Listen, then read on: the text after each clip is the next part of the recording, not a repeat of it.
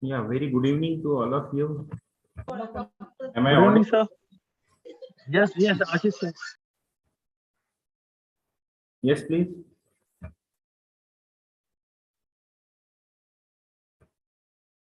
Am I audible to everybody? Yes, you are audible.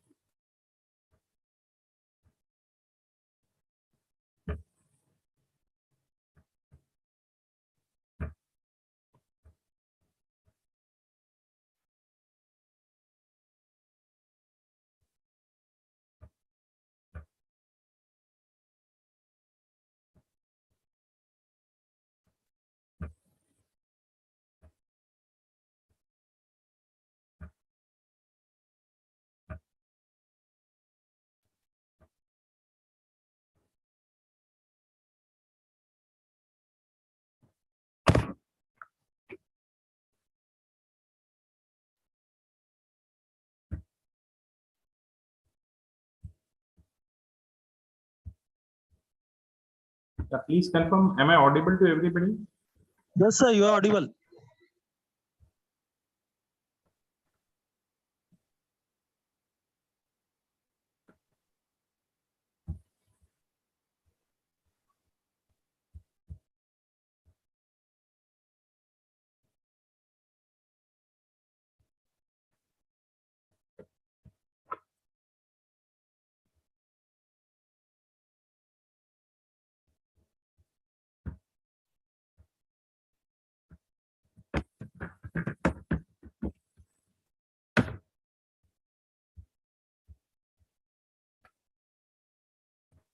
Yeah. You are audible, sir.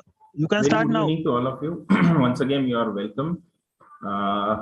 Today we are going to mainly focus on marine hull. But yes, before that, we must assess ourselves and we must see to it that we know something. So we gain confidence, and once we gain confidence, we are able to perform better, right? So in that sense, I have designed some questions. They are model questions, so you can just have a look at it. Uh, I think I got a response on chat only. Is it that you are not able to speak up? Because I need participation from your side. So if we are to solve these questions, so kind of this is mock test.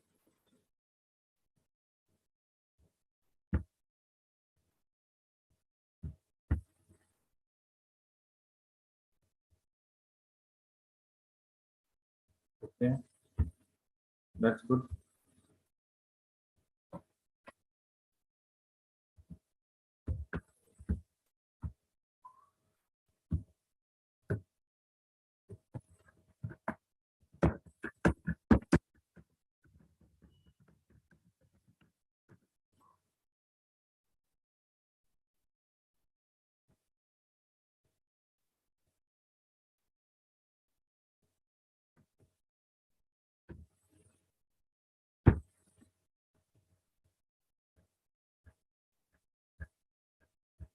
Yes. So yeah, answer to the first question, please. Which of the principal factors affect the rating of every cargo insurance? Yes, please. Somebody answered it is nature of cargo. So is it the answer? The vessel per se doesn't affect. Does it affect vessel? What type of vessel? Then what is the age of vessel? All of the above. Hello? All of the above. All of the above. Are you sure? Yes, that is the correct answer. All of the above is the correct answer. Okay, so moving ahead, the second question. Okay, so which peril is not covered in the marine hull? Although we are to uh, do marine hull, but just a moment, please excuse me. Option D, malicious act. Malicious acts. That's correct. That's correct. That's a correct answer. Malicious acts is the correct answer. Then the third one, gross. What does GRT mean? Gross registered tonnage. Registered. Gross registered tonnage. That's correct. That's correct. That's gross registered tonnage. Okay. That's fine. Wonderful. Then next, identify to whom marine policy cannot be issued. It can be issued to purchaser, that is buyer. Yes. Buyer can take the marine policy. Obviously, yes. Yes, sir. Yes. Bankers having financial interest. Is it possible that a banker directly can take a marine policy? No. No? Yes. No. Yes. Yes, it is correct. It is correct. Bankers can take whenever it is involved. Okay. Bankers can. Can take. Okay. Bankers having financial interest, they can take marine policy. Okay. Seller of the goods. Yeah, all of the above is the answer.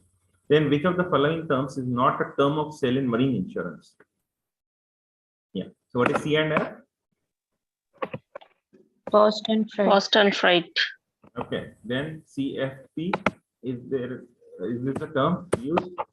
Not, sir. Not. No, does not. Okay. FOB, what does FOB means? Freight on board. Yeah, on board. And then CIF is? Cost insurance freight. Correct. Right. So other three are correct. So B is the answer. That is CFP is not a term, right? Others are the Incoterms which we have studied. Then next, yeah, identify the correct statement. Duty insurance. It's about duty insurance. We have like studied duty insurance on Friday. Yeah. D.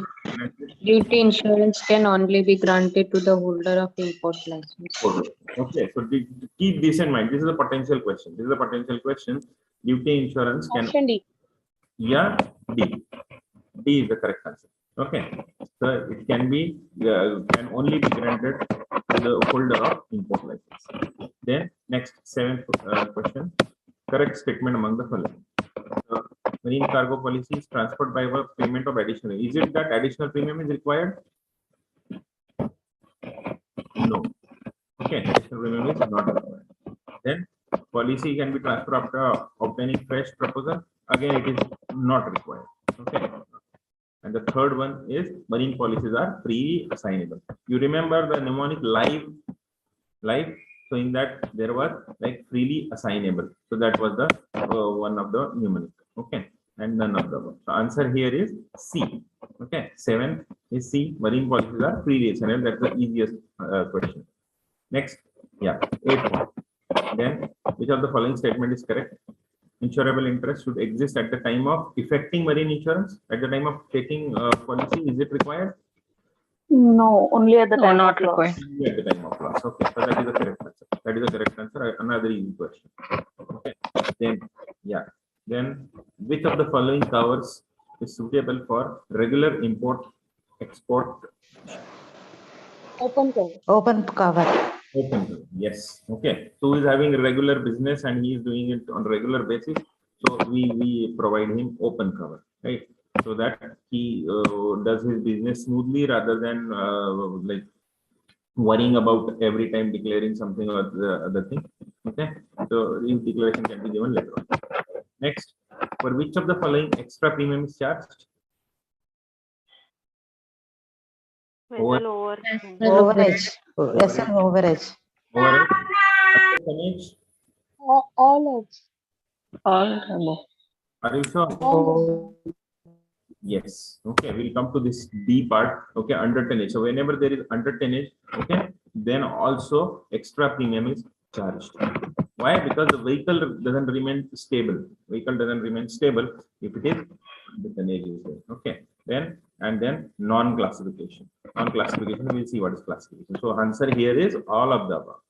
For question number 10, answer is all of the above. That is the answer. Then which of the following represent widest form of coverage?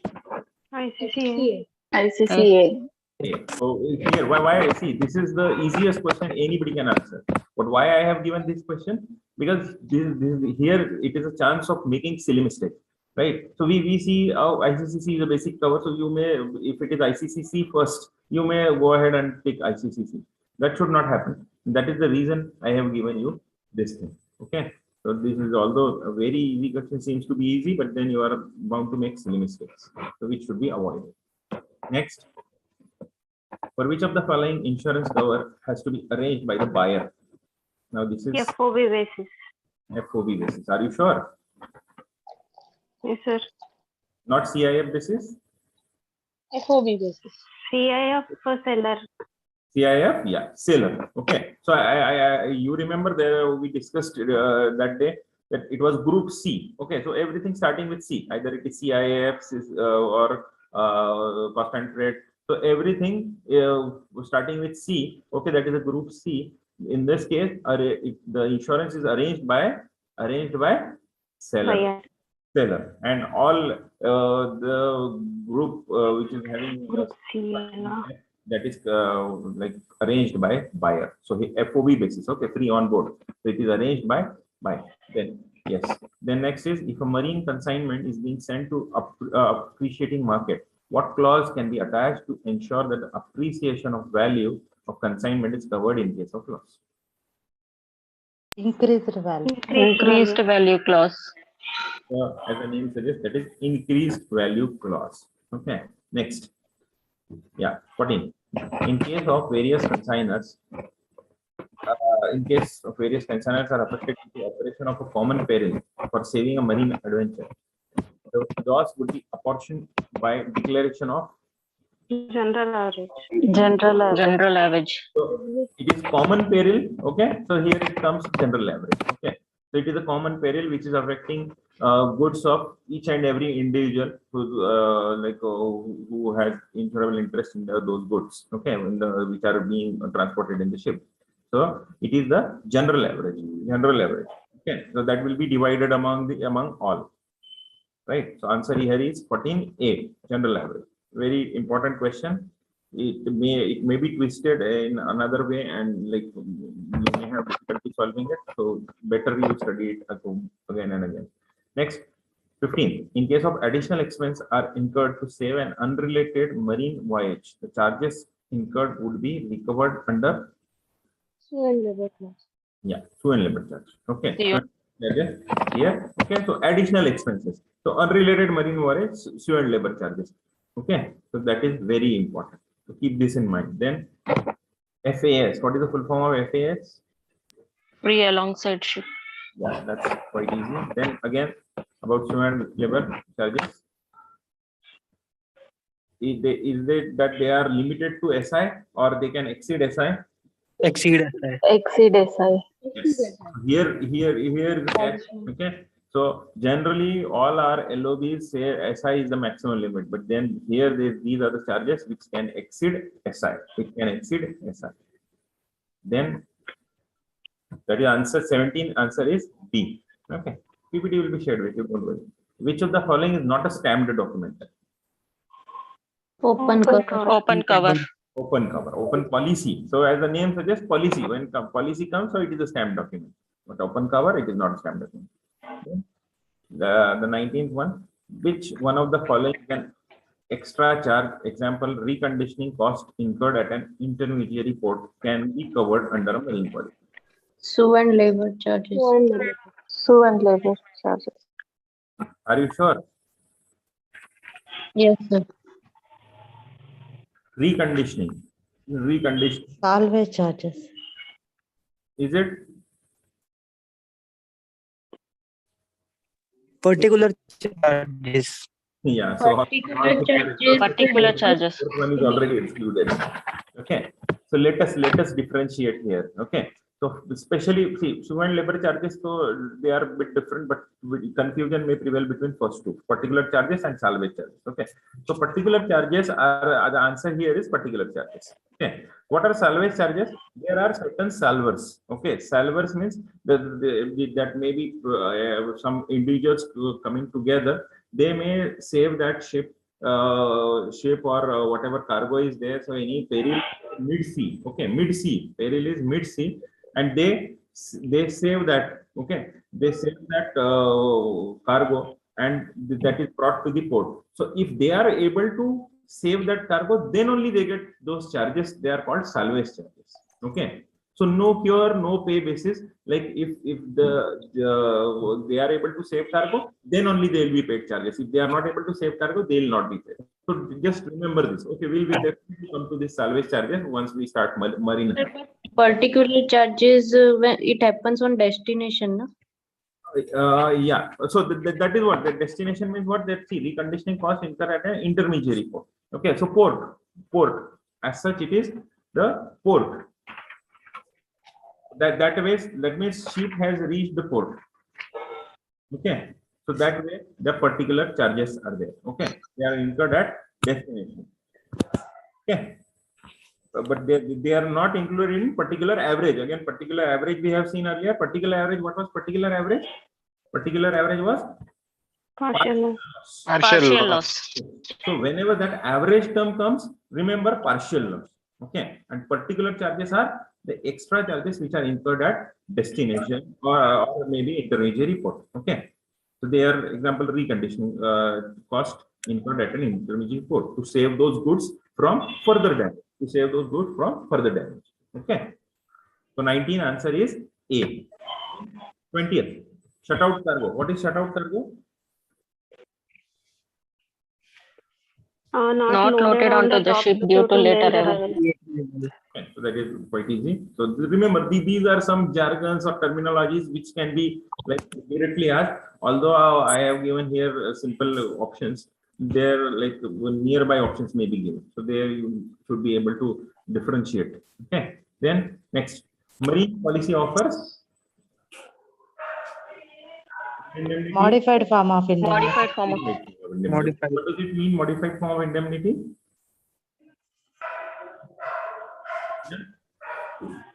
Is it that we are going to make available the same cargo which they have lost? No, that is very difficult. That would be very difficult if at all it is to be arranged, right? That's why what we do is we simply have some monetary value to it, monetary value to the cargo, and we call it agreed value policy. Okay, that's why it is called as modified form of indemnity. So we don't give a repair cost or the replacement cost, but we give certain monetary benefit to the not benefit, I'll call it monetary compensation to the loss he has made during the voyage. Okay, so 21 marine policy offers modified form of indemnity. Find the odd one out. This is one thing we have studied, other thing I'll cover it today. Yeah. FOC we have seen, flag of convenience. And the other three are basically they are classifications. Bureau Veritas. Lloyd's Register, Bureau Veritas. So these are like classification societies. I'll come to it. Okay. In case of which of the following, answer here is A, flag of convenience is the odd one out in 22. 23. In case of which of the following insurances the stamp duty is borne by the insured? Yeah. Stamp duty? Marine cargo. Marine cargo. So it is the only policy where stamp duty is borne by insured. So answer is C. Sir, what is the reason for question number 22? 22 answer is A, flag of convenience. Sir, what is Bureau Veritas? Bureau Veritas, these are our classification societies. Okay, you want me to show it now? Okay, I'll come to it. See, these are International Association of Classification Societies. So this is the list. Okay, 11 societies are there. American Bureau of Shipping, Bureau Veritas, China Classification. Similarly, we have in India, Indian Register of Shipping. So just go through this.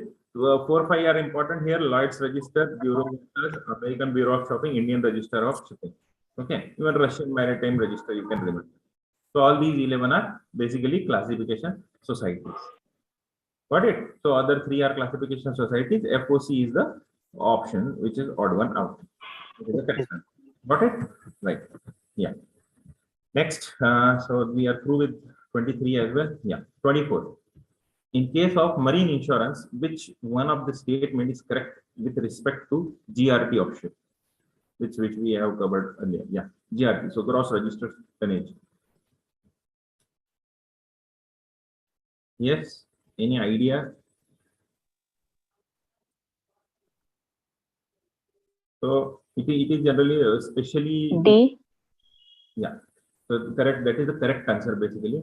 So what happens that whenever this gross registered tonnage, so if the ship is having, we'll come to it when we study hull. So some heavier ships are more stable. Okay, heavier ships having a higher gross registered tonnage are more stable, and the lighter ones are subjected to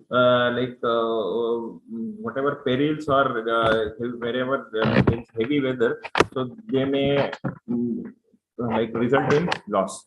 So that's why this risk, it is said, risk decreases with the risk decreases with no, not B is not the correct answer. Sorry, here risk decreases with increase in GRT. C is the correct answer. Okay, risk decreases with increase in GRT, gross registered tonnage. So heavier the ship is, it is more stable and it is able to pass through easily in the during the sea voyage. Okay, so C is the correct answer in 24. Risk decreases with increase in GRT, gross registered tonnage. Next, 25. In which of the following forms of contract it is a buyer who normally takes the insurance policy? Buyer again here. FOB. FOB. Basically a repetition. Okay, we have already covered this question. Next, particular average under marine claims is categorized as Partial loss. Partial loss. right. So particular average means partial loss. Okay, so partial loss or damage caused fortuitously by a peril insured. Okay, and this does not include GA, general average sacrifice. General average is not included in particular average. Just remember that's a separate one. Okay, yeah. Then if the expenditure required to prevent actual total loss exceeds the saved value, then it would be known as Constructive total loss. that is very simple. Okay, CT. Next, in marine insurance, even a voluntary and deliberate loss can be paid. So voluntarily, you remember that day I used this term voluntarily, word voluntarily. General average. General average. Okay. So general average, what happens as we discussed that day, if there is fire in the ship, so to reach that the seat of fire, to reach the root of fire, we may have to like sacrifice some cargo. Okay. So that doesn't matter whom it belongs to. Okay, that cargo is sacrificed, and that is called as general average. Okay, so it is many times voluntarily done to save the maritime adventure. Okay, maritime adventure to save the voyage from further damage. Okay, next, 29. Differential interest. One which can be brought to an end. Brought to an end. Sorry. Defeasible interest. Defeasible interest. Yes, so that's a defeasible interest. Okay, defeasible interest. So if there is like some event through which, because of which that currency of insurance comes to an end, okay, it can be brought to an end. It is called as defeasible interest. Okay, that's all. And then we have one more question. Yeah, in C and F policy. Ship rates. Ship's rates. So it is up to ship rates. Okay. So it is up to the ship rates. Got it? Yeah.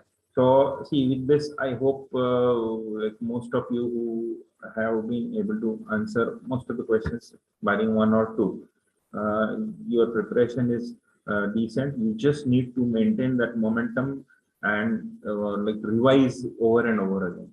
Okay, over and over again, and some nitty-gritty, especially when it comes to this, as I told you, this particular average, general average, and this Incoterms.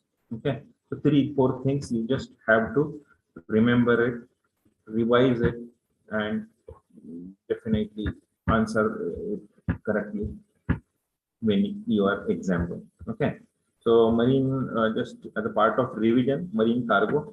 Okay, this was the list of societies which I have already shown it to you, which will be shared with you. You must be having it. Okay, so these you just have to remember. There is no other way simply I'll say mug up or remember in whatever way you can. Next, yes, there we encountered a term, okay, consignor and consignee. So many times there is confusion between these two terms. So what does consignee means here?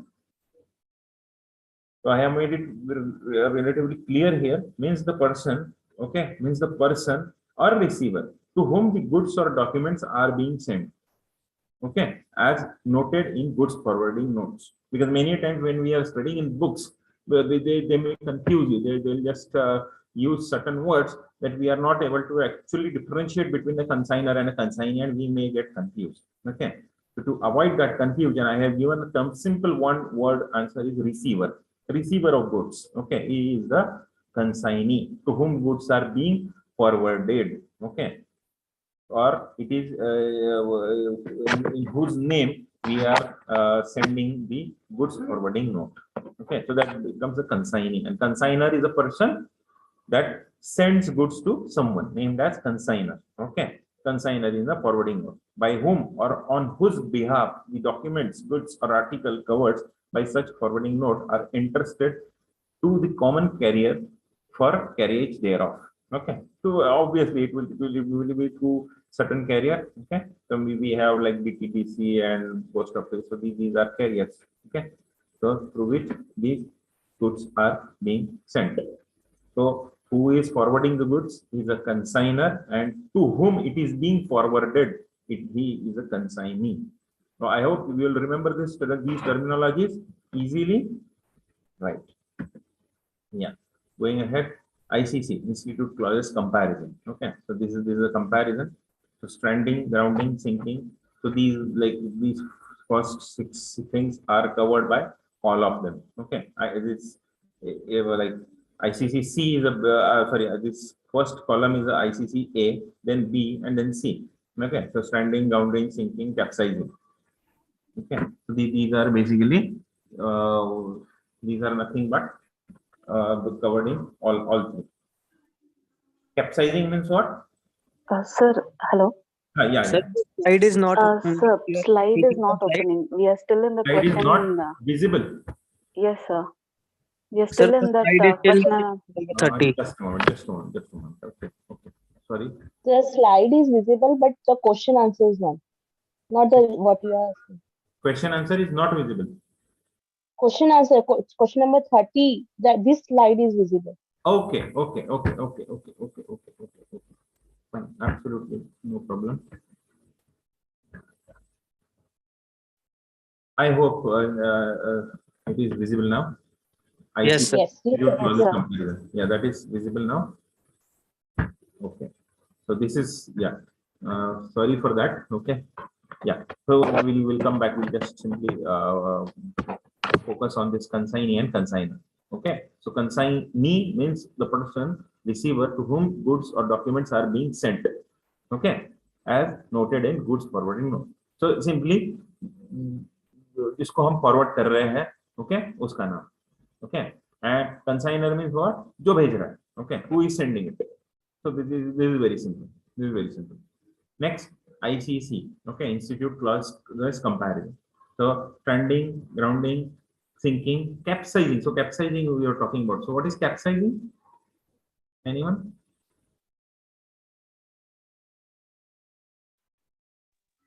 Capsizing is simply ship is like it has turned around and like the upper part has went down. Okay, and the lower bottom has turned up. Okay, so that is capsizing. I'll show you the pictures as well. Okay, overturning, derailment, land conveyance. So all these are covered. Collision of ship or craft with another ship or craft. Yes, this is covered. Contact of ship, craft, conveyance with anything other than ship or craft excludes water. Okay, but not ice. So see here. See, this is a catch again. So this question can be asked. Okay, so like sorry, contact with water. Okay, contact with water or collision with water is an exclusion, but with ice it is covered. With ice it is covered, even in basic cover in ICCC as well. Okay, then discharge of cargo at port of distress. Yes, it is covered. Fire, explosion, both. Yes, they are basic covers in almost all policies. Then EQ, earthquake, volcanic eruption, or lightning. Yes. Now here you have to remember this is not covered under ICC-C. This is not covered under ICC-C. Only ICC-B and ICC-A covers it. Okay. Then you have malicious damage. Malicious damage, very important. Malicious damage is not covered in basic covers. Okay, it is covered in all risk cover, that is ICC-A. Then we have theft, pilferage, so TP, ND, non-disclosure. So this was there. So this is basically covered only in ICC-A. ICC-A. So ICC-A we does not give it easily. Okay, it is generally given to wealth clients only. Then general average sacrifice, yes, in all, jettison all. So that day, I think there was a question, jettison, difference between jettison and general average sacrifice, somebody asked. So jettison is basically whenever ship is stranded, stuck up somewhere. So that way, to lighten the ship so that ship can move forward, we simply remove those goods or throw those goods into the sea. That is jettison. Okay. While general average sacrifice is during the peril. Okay. Whenever peril is there, so then only general average sacrifice is done. Okay. Next, washing overboard, again, not under basic cover, not under basic cover, but yes, it is covered in ICC-B as well as ICC-A. Again, war risks are not covered. We have different clauses in form of war strikes war clauses, or we call it SRCC. Okay, so except piracy, which is covered under ICC-A, not under ICC-B or C. So that is the way it is. Then takings at sea, yes, it is covered except war risk. Then sea water entering ship, this is we have seen. Then river or lake water entering the same. So again, not under basic cover, ICC-C, ICC-B and A covers it. Loss overboard, loading, discharge, total loss only. Okay. So as such, this is covered under ICC-B. In ICC-A, it is showing not applicable. Why? I just need to check this. Okay, I'll check this. I'll throw light upon this later on. Okay. Then any risk of physical loss or damage not specified. Okay. So any risk of physical loss or damage not specified. This is basically covered. So anything like which is left out. So we, as I told you, we give it to value client. So whatever is unintentionally, if the client forgets to declare something, so that we can definitely cover it. Okay. Next. So marine cargo losses. So this is one particular thing you have to focus upon. Time over and over again, you go through these things, read every terminology related to it, and just have a grasp of all these terms. Okay, particular average, general average. There is marginal difference between some of them, so that has to be remembered. Even if sometimes if you do not have conceptual clarity, simply remember the words. As I told you, in general average, voluntary is the word. Okay, so and labor charges short of destination. Particular charges destination. Okay, so incurred at destination.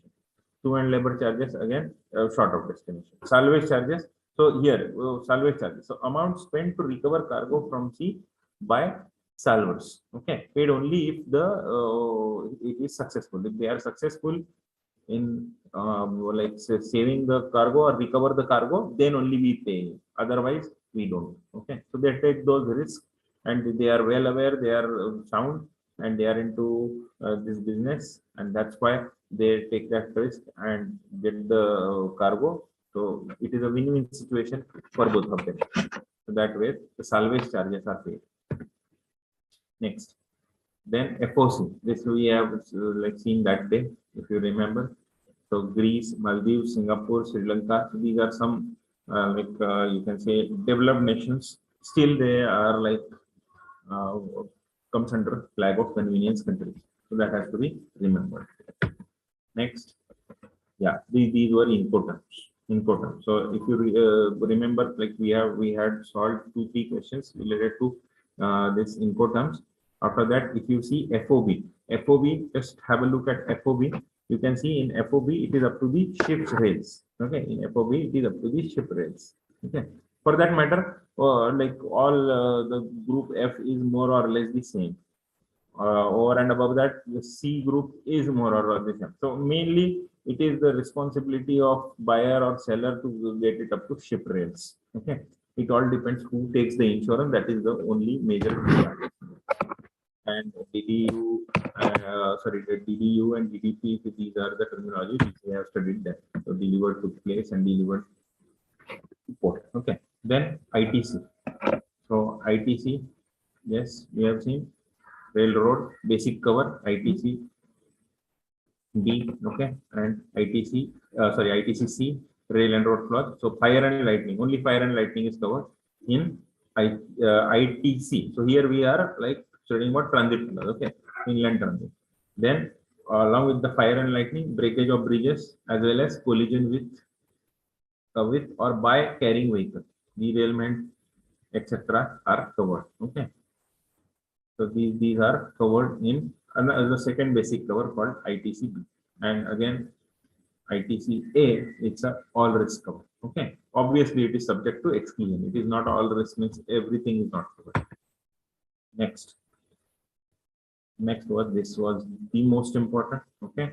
I need not revise it again, but yes, very simple.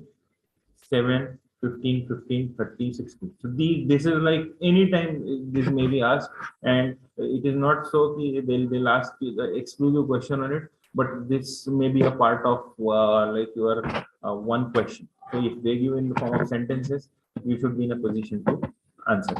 Okay. So railroad 7 days. So after 7 days of delay, 7 days has expired. Okay, so risk has expired. Thereafter, it is not possible to cover those risks. Similarly, by air, 30 days, by sea, 60 days. I told you the reasons behind them. Similarly, we have trade clauses, jute, 30 days, bulk oil, 30, concealed damage, 30, and rubber, 120. Okay, and then coffee, we had seen 4 types of policy, and cardamom, 3 types of policy. So this is basically a part of revision. Then this is the area from which another area from which question can be asked. Increased value. Okay, so not a valued policy. So very important. So this is the only policy under marine cargo having excess. As such, marine cargo policy doesn't have excess. So we never discussed excess elsewhere. Right. So this is the place where we are discussing excess. That is increased value policy. Because the client who is taking this policy, he must be sure and he must be genuine. Okay, he must have right intention. Otherwise, he may get into gambling or something through which he takes increased value insurance, and we as an insurer does not investigate it or does not give it following some caution. Then we might be at loss. So that's why this excess is an important characteristic of this increase. Then this is issued basically for commodity trade. Okay, 75% of actual losses suffered, and then that is given. And above claim is over and above the claim under CIF value and duty insurance. So this is again important thing. Over and above your basic cover. Over and above your basic cover. So this is another potential area from which question can be asked. Next, open covers. Yes, we have seen open covers versus open policy.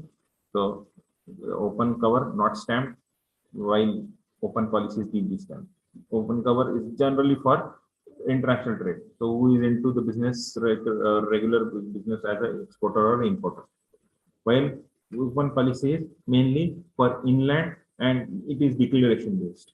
Okay. So if it is not declared, if we are not able to declare the goods, it becomes an unvalued policy. So generally the average of last 3 declarations is taken, and then the set claim is settled accordingly. Then open covers does not have SI defined. SI is not there. So whatever comes as and when it comes, it is like declared and it is given the cover. Okay. Certificates are issued accordingly. While in open policy, SI is fixed and it will diminish with each declaration. So much so that SI, once it will be exhausted, once exhausted, it can be reinstated, but generally it is not. Okay, so that is the way. Or else 1 year term ends and SI taken, SI is not exhausted, so remaining would be adjusted, and accordingly the refund of premium would be there. Basis of valuation again CIF plus 10%, both in both hours. Then duty and increase value. So this is again only for imported goods. Can be given only if insurance exists on CIF value, neither assignable nor value. So this is very important. Neither assignable duty and increase value insurance nor value. Okay. Otherwise, marine policies are freely assigned. Okay. So somebody asked that question that day, difference between transfer, nomination, and then so I was in the rhythm, was not able to answer. So assignable means what? So it is without the consent of insurance company. Even if you don't take any consent or as such, it is not endorsed. Okay, doesn't matter. But when it comes to transfer, it is endorsed. Okay, it is within the knowledge of insurance company that okay, policy is being transferred from one person to another. Okay, so as we do it in motor insurance. And nomination, when there is like some legal hire or something, it is to be like renamed or nominated to certain other person. Okay, so that way it is nominated. Then it is granted to person having import license. Okay, so obviously only for imported goods. So who can import goods? A person who is having import license. Then it cannot be given after the goods reach particular country. Okay, yeah. Then general average. So same thing, general average sacrifice or voluntary expenditure for common safety. So this is why it is general average. Jettison of cargo. So it is, you can say, sub part of general average. Sometimes, okay. Sacrifice of vessels, equipment and stores. Refloating operations following stranding. So if it's stranded, stuck up somewhere, so refloating operations are done. Okay. Operations to extinguish fire. Operations to extinguish fire. Salvage or towing assistance as a result of grounding. Okay, so salvage or towing, as I told you, the other ship will come, it will tow it. So the tugs are there. So we will see those things in hull. Then expenses of putting into a port of refuge for common safety. Okay, for common safety. So it is, these are all general sacrifices. Okay, both to blame collision. When both the vessels are to be blamed for collision, they are adjudged equally to blame, but the cargo owners can recover in full form from the other vessel for any damage sustained. So we will see that both to blame collision. So there is one. Okay, so that is all. This was basically a revision part, which I just wanted you to understand again and focus on it again, so that you don't miss upon anything and you don't make mistakes basically. Okay, yeah, so we are relatively short of time, but fine, we'll be able to cover easily as it is. Yeah, so marine hull. So we'll move on to marine hull insurance. Yeah, next. So marine hull. So what all is covered in marine hull? Marine hull, there are inland vessels. So hull as such means what? Hull may include both things, the body per se and machinery in it. Okay, so whatever operational machinery is there, okay, machinery is there, so that is covered under marine hull. So marine hull means what? The body of ship as well as the machinery which helps in propelling. Okay, so propelling machinery, that is covered in marine hull. So marine hull, we have basically two types: sundry vessels, okay, and then ocean going vessels and other hull insurance, if at all it is there. So that is it. So sundry vessels include somebody's I think is, yeah. So sundry vessels includes inland vessels, okay, inland vessels, fishing vessels, trawlers, sailing vessels, dredgers. What are these dredgers? Anyone? You use for digging sand. Yeah.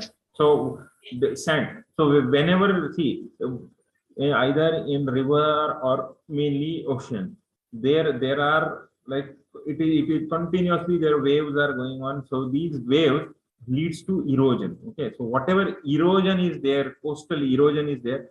Because of that, there is silting. Okay, silting. Silting means what? silt basically it's a fine, you can say fine soil, fine sand. So it's a silting. So because of that silting, okay, many a times that port, the port area, whenever ship is to be anchored, so it needs deep waters. So that port area gets silted, and because of which what happens, and the depth of the sea is lowered. Okay, because of which we need desilting. For these desilting, these dredgers are used. Okay, I'll show you. Don't worry. Then ocean going vessels. We have ocean going vessels. So we have dry cargo, bulk carriers, and tankers, tugs. Okay, tugs. So they can like take ship from one place to another. Supply vessels, ocean going dredgers, etc. And the third one is your this builder's risk, fixed jetties and pontoons. Okay, pontoons, ship repairs, liability, ship breaking, and ship beaching, offshore port package quality. Okay, so these are other hull insurances. Okay. So yeah, before we like move ahead, I just wanted to understand. I just want you to understand that basically like at least 4 to 5 terms, when it comes to ship. Okay, ship, it's such a huge, you can say, vehicle or whatever you call it. Okay, so it has its own design so that it can sail in the deep waters easily. Okay, so the first part is bow. Okay, so bow is the front part of ships. Okay, so this way you can remember. Yeah, so this is main. This is the first and the foremost thing I want you to remember. Bow means the front of ship. Okay, the stern means the back of ship. Then the one which is facing the port will be port. Okay, and the one which is facing the one side which is facing sea will be called as starboard. Okay, so on the right side, whenever we are facing the bow, we are facing the ship which is navigating in the front. Okay, so the right side will be called as starboard and left side will be called as port. So these are basic things which you have to remember. Then here it is mast. As I told you, this is an important term, mast. The top is called as mast. Okay, and in between the poop bow we have seen, the last part is called as poop, which you have to remember. Then other terminologies are there. You just go through these, read it once, twice.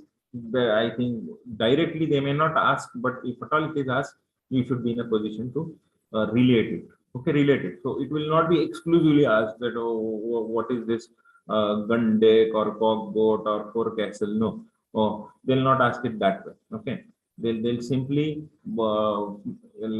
introduce any of the term in any of the sentence, and they may ask it. Okay, so that way at least you should be in a position to relate things. Okay, yeah.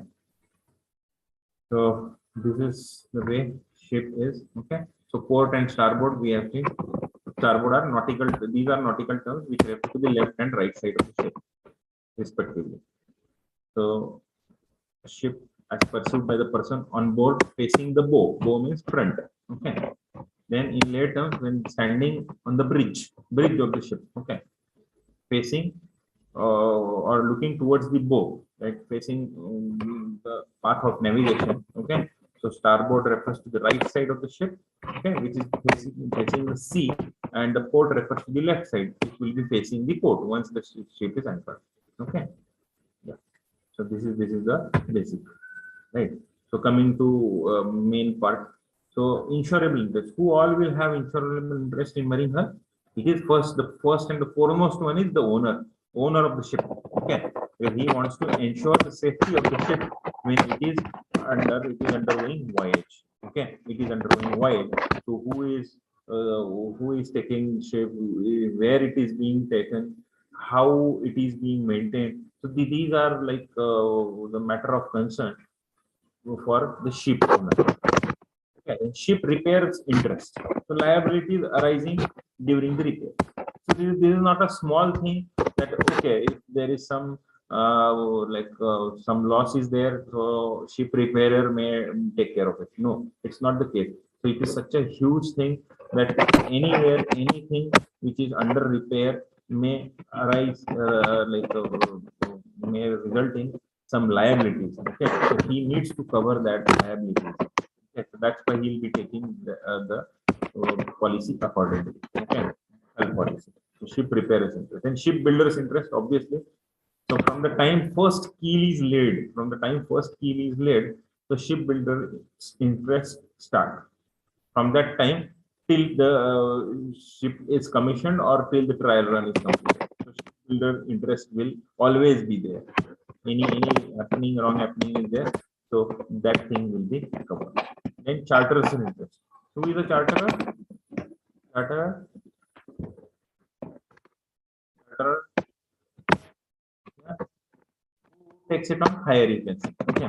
Charterer interest is responsible for safety of ship while it's under his control. So he hires the ship for some time or for some months, okay, or for maybe one voyage, and then it is given back to the owner. That way. Then mortgage is interest. So mortgage. So these I told you, so these may cost you some millions of rupees. Okay, some millions of rupees or millions of dollars. So these one person, maybe many times one person doesn't own it. Okay, so they are basically companies. So they take money from some financial institution. So these financial institutions who lend money to the owners of the ship. Okay, so they have their own interest because that is an asset to them. That is an asset to them, at least for the time that money is repaid to that financial institution, bank. Okay. Then we have P and I interest. Okay, so we have protection and indemnity club who cover these risks which are not covered by insurance company. We'll see that only 75% of actual risk is covered. Okay, so if you see this,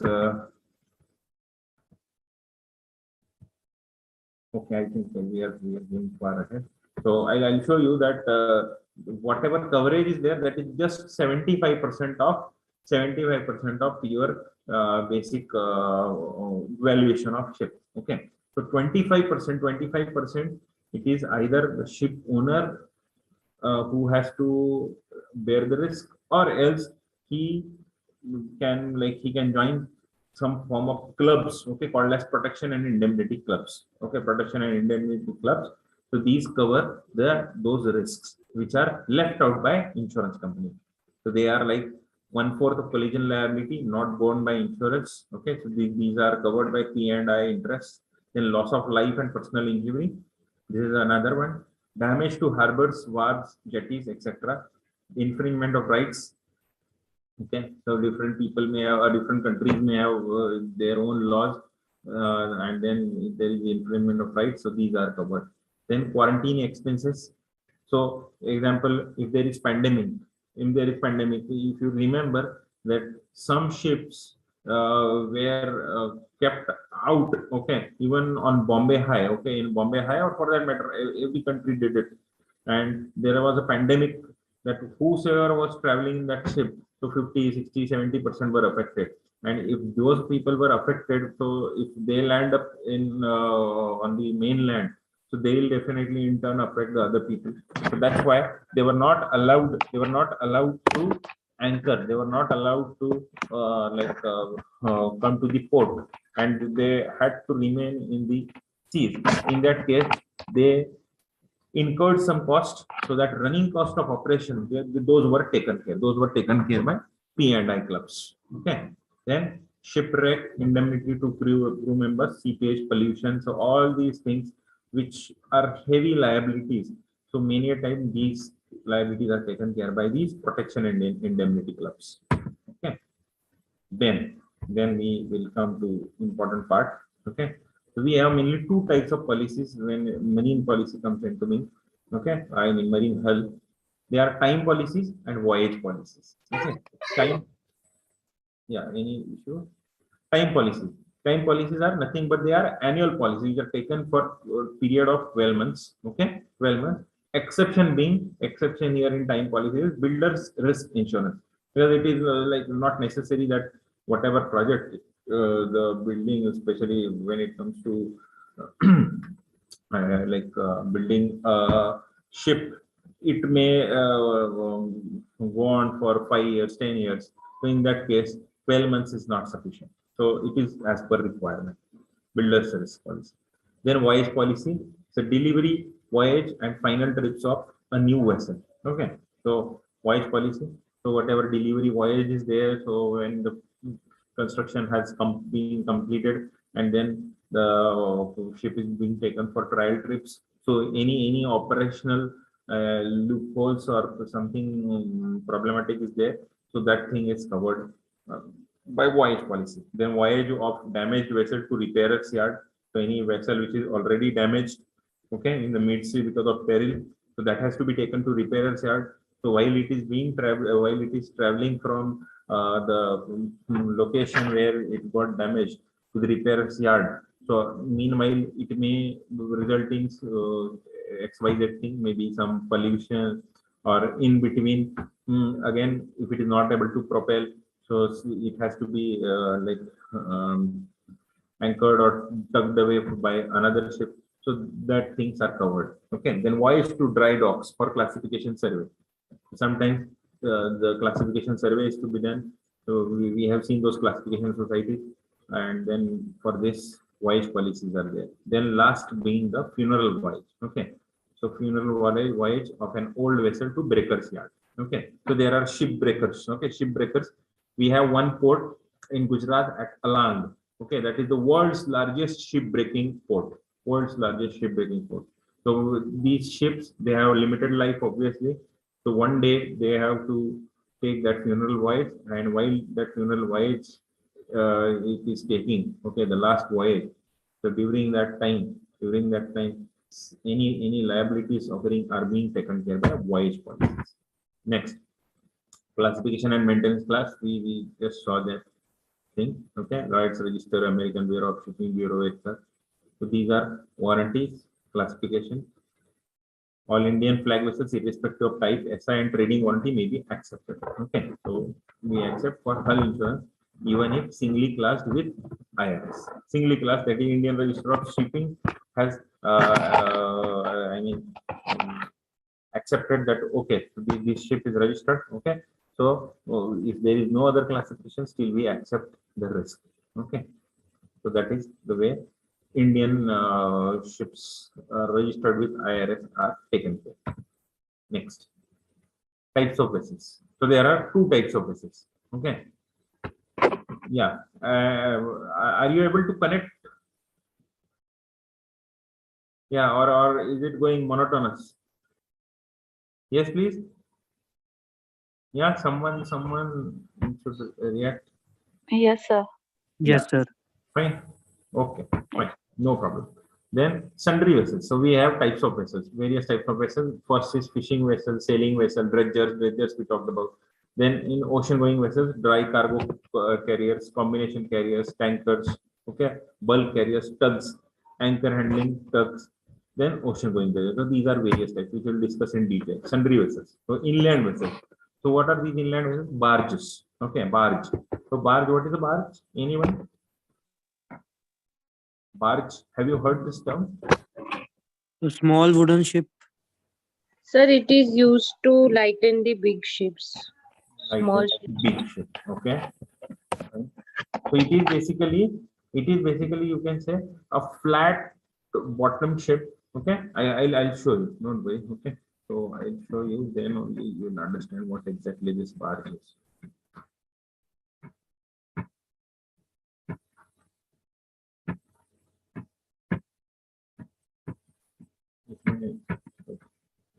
Also, but fine.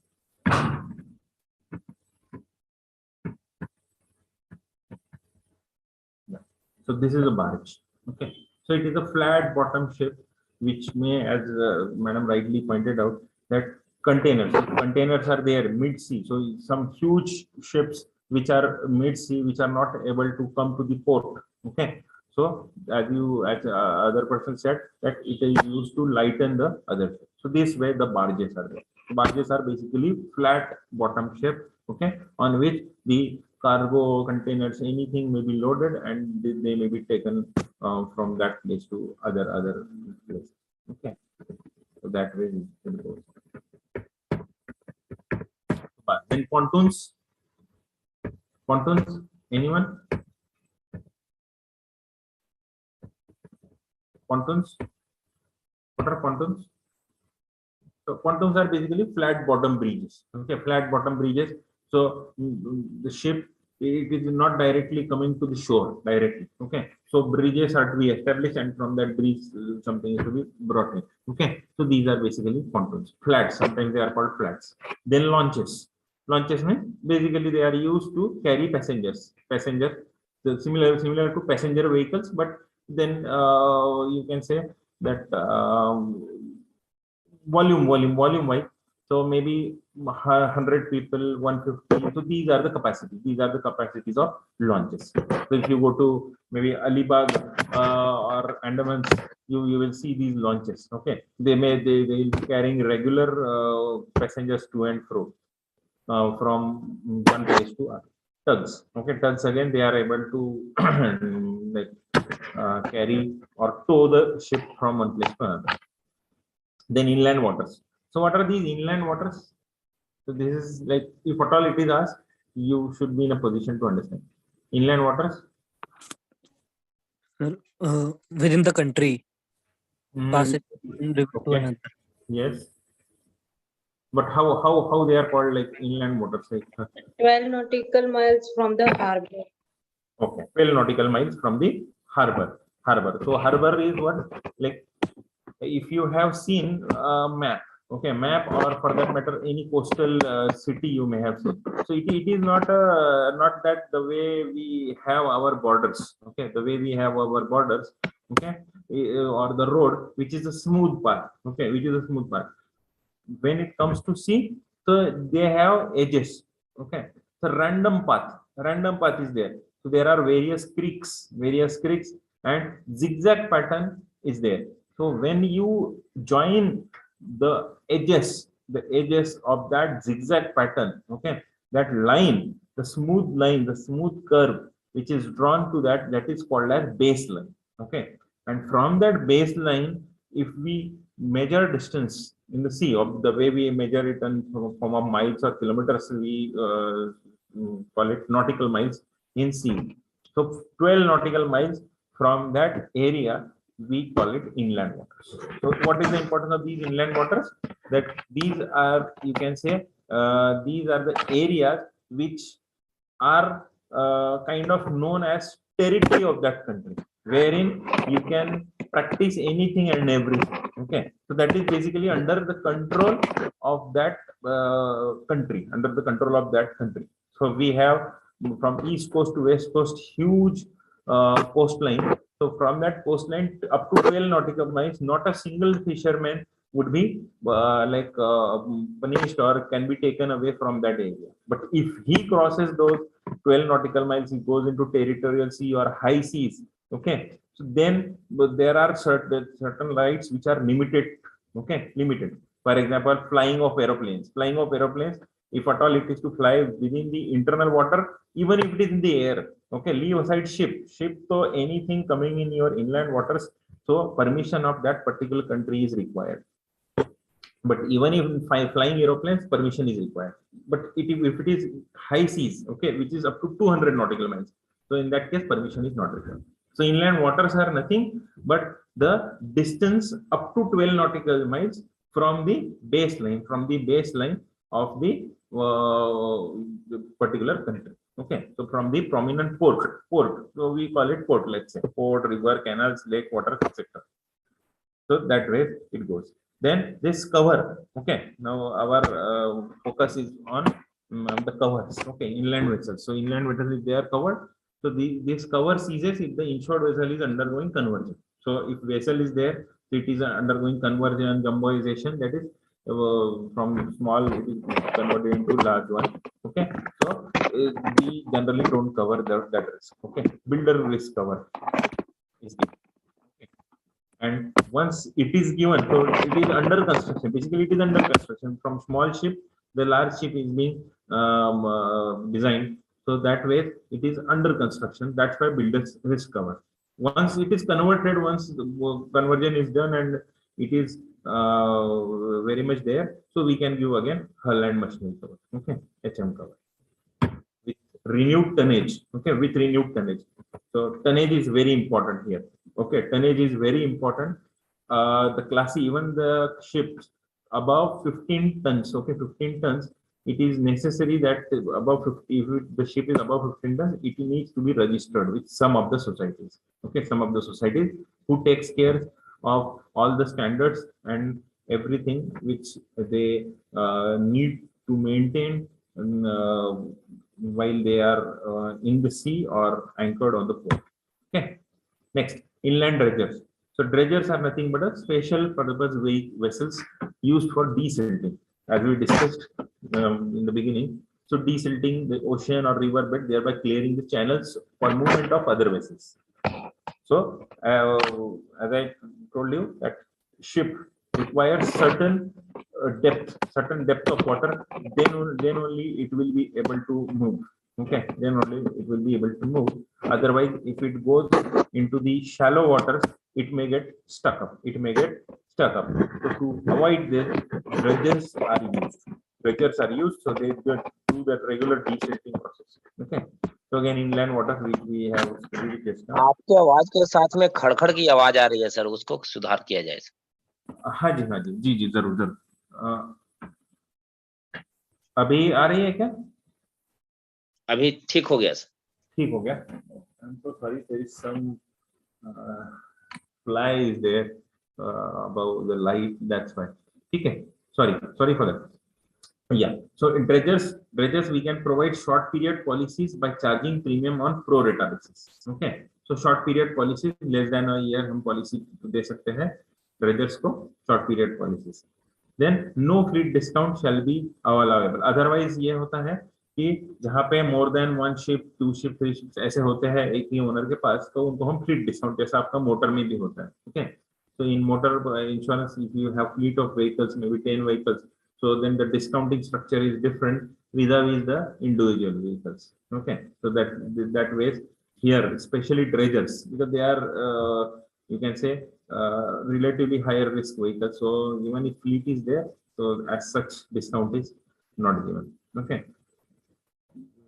So this is one thing which is to be noted. Dredgers meant to operate on the east coast cannot ply on the west coast and vice versa. Okay.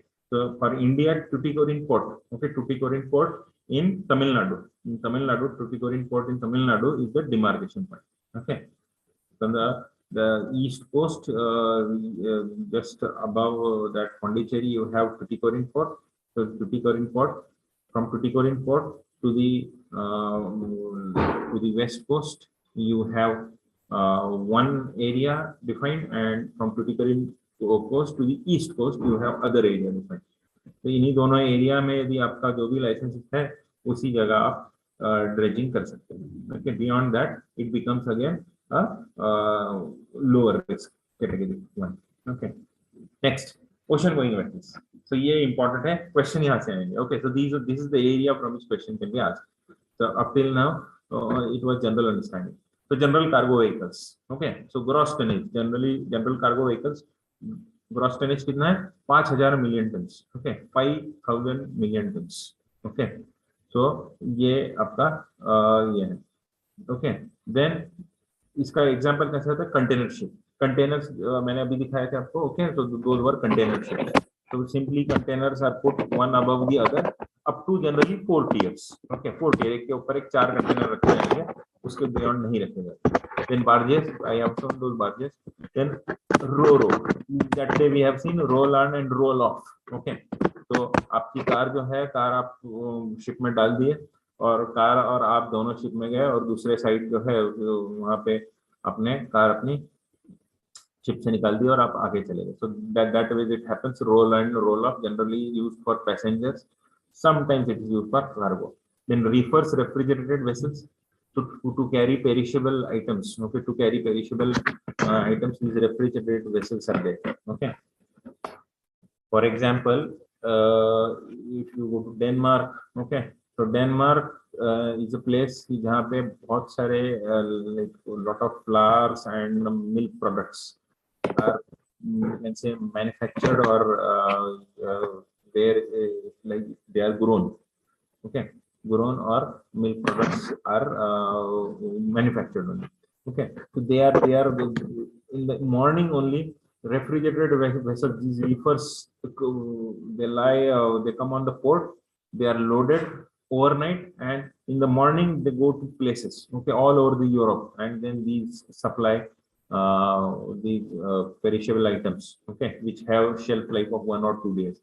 So these are supplied everywhere. So these are called reefers, huge vessels. So the way we have our small refrigerator, now you may have seen big refrigerators in shops, okay. So similarly, the vessels itself is having n number of refrigerators or a huge refrigerator, taking care of everything stored in it. Then livestock carriers, livestock are taken from one place to another for maybe etc. Okay. Then log carriers, the furniture we're making or whatever logs are there. Example, Canada, okay, Canada, Russia. These are having some softwood trees. They are taken away from that place to other to manufacture papers from those softwood. Okay, so those are heavy, huge log carriers, huge ship loaded only with logs of wood. Okay, moving from one place to another. So that way. Then heavy lift vessels. Then heavy lift, some things have to be lifted, which are being transported by sea. So they are heavy lift vessels. Then liners. That day we have studied liners. So liners are a good risk or bad risk? Good risk. Yeah, they are good risk. Why? Because they load at an advertised berth and runs to an advertised schedule. Okay. So what does this mean? That is, their schedule is fixed. That they are going to move from one port to another, to that port to third port, and they maintain that time. And once they maintain that time, their ship has to be maintained. So if there is some problem in the machinery or something, then they will not be able to maintain it. And that's why they charge maybe higher freight, but then that is preferred by many people. So that's why these insurance, we give it at normal rates to these liners up to 25 years. Okay. Obviously, we give it beyond that as well. So this is the area where this question can be asked. Insurance given at normal rates up to 25 years. So liners, 25 years. Containers, that day we have seen 30 years. Trams, 15 years. So trams, 15 years. Trams are there, loads wherever and whenever cargo is available. Okay. They are basically not good risks. They are not that good risk. And that's why their life means insurance is given at normal rates up to 15 years. Then we have dry bulk carriers. These are used to transport cargo like iron ore, coal, grain, minerals, phosphate, etc. in the loose form. Okay, that is without packing. So packing, as such, we have seen that the packing is one of the important parameter or factor to assess the risk. Okay, risk, and accordingly the premium is charged. But here, when it comes to dry bulk carriers, that packing is not important, because it is either way, like taken from one place to another in loose form. Then you have liquid bulk carriers. Okay, liquid bulk carriers. So liquid bulk, example, crude oil, chemicals. So these are carried by these liquid bulk carriers. As the name says, liquid. So mainly liquid. So insurance, because these are like corrosive in nature, hence they have less life, and that's why insurance at normal rates is given up to 10 years only. Okay, beyond that, we give it, but with loading. Then, because there is a risk of pollution, post damage, so makes salvage operations more difficult and expensive, and that's why this is a like relatively bad risk. Then super tankers. So this is the area from which question. What is VLCC? Okay, very large crude carriers. So cargo taken from 75,000 to 1,50,000 dead wet tonnage. We will see what is this DWT, etc.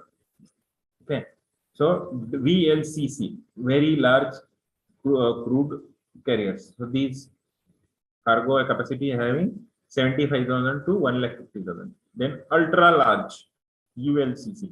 So they are having 1,50,000 to 3 lakh deadweight tonnage. Okay. So VLCCs cannot pass through Suez Canal when fully loaded. Very careful navigation is required. So VLCCs, ULCCs. So these are huge ships. Okay. Sometimes they are stuck up. Sometimes they are stuck up in those narrow passage of canals. Suez Canal. Okay. Suez Canal. It was there, yes. So this was one ship ever given. It got stuck up in Suez Canal. So Suez Canal as such is a narrow channel. It has various locks, so ships go slowly. Then the water comes up. Okay, there because of tide, and then again it will go to another level, and again it will go to another level because there is difference in topography from the area through which it passes. Okay. So on the other side, there is like highland or mountains are there, and below there is some valley kind of thing is there. So that's why the depth of water also matters. And for the same reason that these ships move very slowly through this Suez Canal, and if they are stuck up, so they may result in huge losses to everybody, to insurers, to the owners, everybody. Okay. So that's why these super tankers are otherwise like bad risk, or you can say relatively risky things. So they are like given to specific people. Then combination carriers. Combination as the name suggests, dry plus liquid, both things they can carry. So they may have compartment, accordingly they may carry one thing at a time, or maybe in compartment. Mostly it is one thing at a time. It depends on the season. So they are basically convertible vehicles. Sometimes they may carry oil bulk, or maybe sometimes dry. Okay. So they are combination carriers. Generally, life is up to 10 years, same as liquid bulk carriers. Life 10 years means I am not talking about the life of vessel, but it is the insurance given at normal rates up to 10 years. Beyond that, the rates will increase. Container vessels. So these are most what I say, less risky because they are designed in such a way and they carry everything in containers. So containerized form. They are mainly, these containers are arranged even with the computer. You know, cranes. They are computer controlled cranes. So they don't have to like do it manually. So they adjust it, they do everything on computer, and computer will take care of the loading, unloading operations, everything. And that's why these are better risks. Container vessels. So we give insurance at normal rates up to 30 years. Okay. So container vessels, especially built to carry containers, normally engage in liner trade. Okay, liner trade. That is from point to point, one point to another point. Fixed time, fixed schedule. Nowadays, so more than 90% bulk cargo are being transported through containers. So as I told you, 40-year structure minimum. Then in the same form, we have lash. So this is another question. This is the area from which question I have. Lighter aboard ship. So these carry containers. They have their own cranes, elevators atop the vessel for loading and unloading operations. So they are having cranes within the ship so that they can take container from one place, like from that ship, and load into another. Accordingly, the ship doesn't have to move to the port. Okay, land in the port every time, so that time consumption is reduced, and accordingly, these ships are called as lash aboard. Okay, that is cranes and elevators are available on the ship itself. Then roll on, roll off ship. As I told you, ro ships. These are like macros at Andamans, or I'm not able to recall the name, but there is one ship at Alibag. Okay, so vehicles like car, rallies, lorries, trailers, etc. are driven on board, and they are taken to the other place, and then they are like deported, and you can take them away. Passenger vessels, so cruise, pleasure craft. So these are some of the largest ships. Okay, largest ships which are available in the oceans. Okay, so they are mainly, for example, you better know, Titanic was the like most famous cruise we have seen. Then you have pleasure crafts called yachts. Okay, these nowadays you see it in movies. So those are yachts. Then launches. These are open or half decked boats to carry tourists on short destinations. Okay, short distances. Disturbance These is are, there. yeah, yes, please. But the disturbance is again there, sir. I didn't get you. Please come again. Disturbance is again there. The voice is like coming. Oh. I'm so sorry, but it was from my side or somewhere there is technical issue. Let me check. Okay, so if it is there, just point out then and then. Okay, so that I get to understand. Okay, moving ahead. Ever given. So this is done. Yeah. So this is one slide from which I am looking forward to one question for sure. For sure. Okay. So what is this GT, NT, and DWT? Sorry. Please excuse me. I'm just sick over.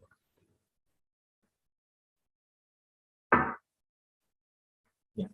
So gross tonnage.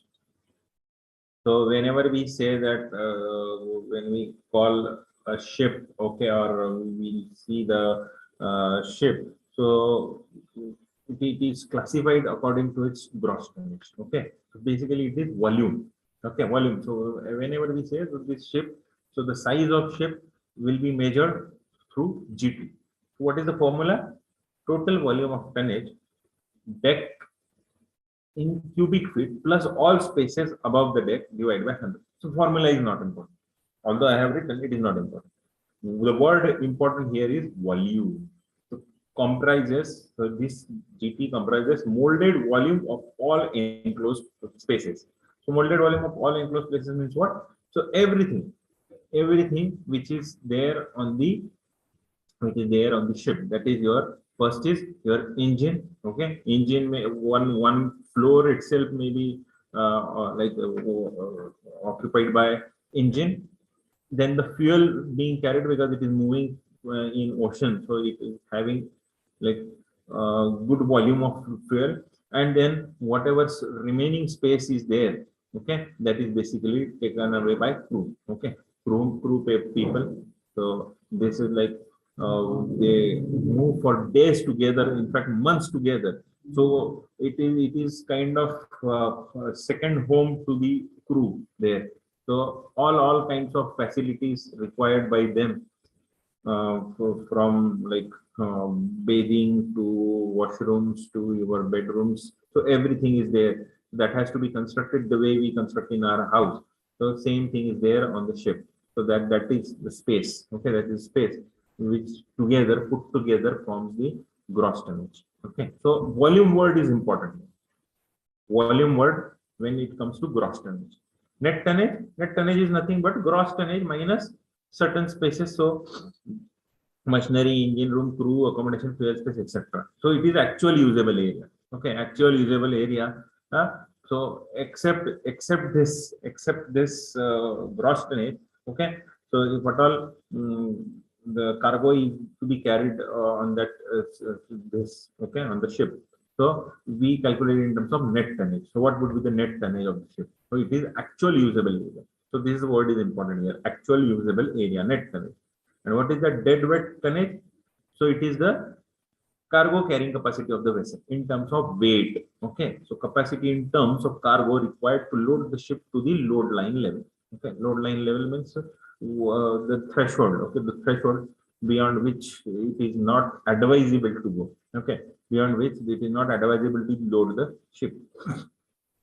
So it is basically the cargo carrying capacity of the vessel in terms of weight. In terms of weight. So weight word here is very, very important. When it comes to DWT, weight is important. So dead weight tonnage, as the name suggests, dead weight. So weight itself is there in the DWT term. So weight will be remembered. But volume, yes, you have to remember when you are referring it to GT, that is gross tonnage, volume becomes important. Okay, right? So I hope these three terms are crystal clear to you, and you should be in a Yes, position sir. to remember it. Yes, right. Okay, so we'll move ahead. So then what are the covers on offer? Okay, so what are the covers which are offered in hull and machinery. Okay, so hull and machinery, inland, barges, fishing, sailing, ocean. There is ITC hulls. ITC hulls 11083. Then you have 95. But I suggest you just from this slide to maybe on next four, 5 slides, just read it once. Okay. Otherwise, also we are investing good amount of time on hull, but yes, it is required to gain confidence. But as far as exam is concerned, it is cargo which is focused. Okay, so you will find not more than 5 questions. That is what I expect. You never know, they may increase the volume again, but yes, not more than 5 questions are expected from hull. So it is mainly your cargo part which takes away the major chunk of your questions. Okay, so that way hull, I'll say that from this slide to next 4, 5 slides, just go through or read it once, twice, that should suffice. Okay, then what else we cover in hull and machinery? We cover freight. Okay, freight. So this is the place from which question can be asked. So hull and machinery, is it that only this is covered, hull and machinery is covered? No, freight is also covered. Okay, so freight is important. Then disbursement or increased value. Disbursement. So disbursement are basically the expenses required to run the ship. Expenses required to run the ship. So these are basically operating expenses of the ship. Okay, so that they are important. Then disbursement or increased value. Then builder's risk insurance, vessel under construction that we have discussed, ship repairs liability, this has also been discussed, charter's liability insurance, and institute war and strike clause. So these are the various covers which are there. So what are the coverages then? Partial loss, total loss, general average, sue and labor charges, ship owner's liability towards other vessels, okay, arising out of collisions. So mainly whatever accidents are there, in the rarest of rare case, there is like fire and then the whole ship is sunk or something like that. But most of the cases, so either small or large accidents, they are mainly because of collisions. Collisions, they are just miscalculations, okay, or simple negligence on the part of the crew or captains that leads to the collisions. Okay, what they cover? They cover 3/4 of your collision liability. So whenever there is collision liability, only 3/4 is covered. The remaining is 1/4 is covered with P&I clubs. But P&I clubs, they are relatively expensive, so everybody is not able to get into these clubs. So for small inland vessels, as I have said, who cannot afford, the P&I club may cover 1/4 liability at additional premium. Okay, with the H&M insurer. Okay, hull and machinery insurer. So you will have to pay additional premium to cover these things. So as such, in the basic cover, it is only 3/4 of collision liability is there. Okay. Then this is what I have highlighted. This is area from which question can be asked. So again, marine hull, because the premium is very high, that's why installment facility is there. Installment facility. So marine hull policies have installment facility, okay, to collect premium in installment. In such cases, premium installment clause is attached. Premium installment clause is attached to the policy. Okay, so this premium installment clause says that first 40% of the premium is to be collected in very first 3 months. Later, next 3 months, another 30%, and rest of the what remains is another 30%. So in another 6 months. Okay, so that means within a year, no matter what it is. Okay, so even if it is not annual policy, within a year, complete premium has to be collected. Okay, so this is the area from which question can be asked. So note down that premium installment clause. Okay, so first is they may ask a very simple question that premium facility, installment facility is available within marine hull insurance or not. Yes, it is available. Then if it is available, what is the clause? So that is premium installment clause. That is simple. So that is attached to the policy. Then premium 40% has to be collected within first 3 months. Rest 30% next 3 months, and remaining 30% in next 6 months. So that way it will cover 100% of the premium. Okay. So I hope I'm clear on this. Right? Yes, sir. Yes, sir. Okay, fine. Next is freight. Okay, so the other coverages, as I told you, first is hull and machinery, then freight. So insurance of freight can be insured up to 25% of H&M SI. Okay. So whatever hull and machinery SI has been decided, let's say 100 crore. So freight would be for maximum, the limit for freight would be maximum 25 crores. Okay. So 25 crores. Because otherwise also it will not be that high. But here there is a catch. This freight provides indemnity for loss of freight due to peril on sea. But this insurance does not cover partial loss of freight. Okay. So if there is partial loss, okay, partial loss, that freight is not like it is they are not able to claim the freight. Okay, if there is partial loss, there is some damage to the ship, so freight is not claimable, or the claim regarding freight cannot be intimated or launched. Okay, so it is only in case of total loss. Whenever there is total loss, the ship is completely sunk or completely destroyed, then only freight is paid in full. Otherwise, the freight is not paid. So this is the area from which again question can land up in your exam. Freight. So remember this, the last sentence, in only the freight is paid in full only in case of total loss. Otherwise, freight is not payable in case of partial losses. So that is very, very important. Next.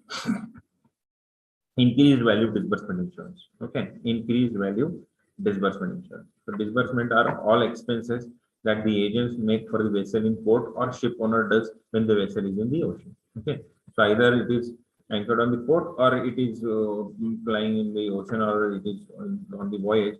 So all expenses are required to run the ship. These are called disbursement expenses. Okay, so these expenses are insurable. Along with that, increased value. Okay, so some insured for increased value or disbursement shall not exceed 25% of H&M again. Okay, so similar to freight, it is 25%. So when your 25% thing comes, okay, remember marine. Okay, marine, and in that marine you remember either freight or increased value. So just remember these. You can just highlight it or note down somewhere, and accordingly you can go. So next is coverages. Okay, coverages. So see, like if you ask my strategy, what I had done then is like I reduced my marine as a whole, including cargo and hull, into 4 to 5 pages, not more than 5 A4 size pages back to back. So at most 10 pages, so that what happens the day before your exam, as I once again I'm reiterating the same fact again, the day before the exam, when the maximum stress is there, so these 5 pages come handy. So you are able to revise these 4 or 5 pages within a span of maybe half an hour or 1 hour maximum. But if you have to revise the whole book over and over again, even if you do it in the very so quickly, you will take at least 6 hours, 7 hours just to turn down the pages. Okay, and in that also you'll have a feeling that no, I'm not able to remember this, that. Okay, so that's why notes are very important. But now the time has passed, so if at all whatever notes you have made, rely on that and revise that over and over again. And whatever you have noted down in your books, so just try to revise it. Okay. Anyway, coming back to coverages. So we mainly will focus on ITC Hull 1983. Okay, that 110 1983. This date as well is important. Okay, so they may ask you this date as well. So there are all in all 26 clauses in ITC hulls. They are basically grouped into 5-6 groups. So first is risk covered and risk excluded. Okay, so this is again important slide. This is again an important slide, most important slide I'd say as far as coverage is concerned. So insurance covers losses due to perils of sea.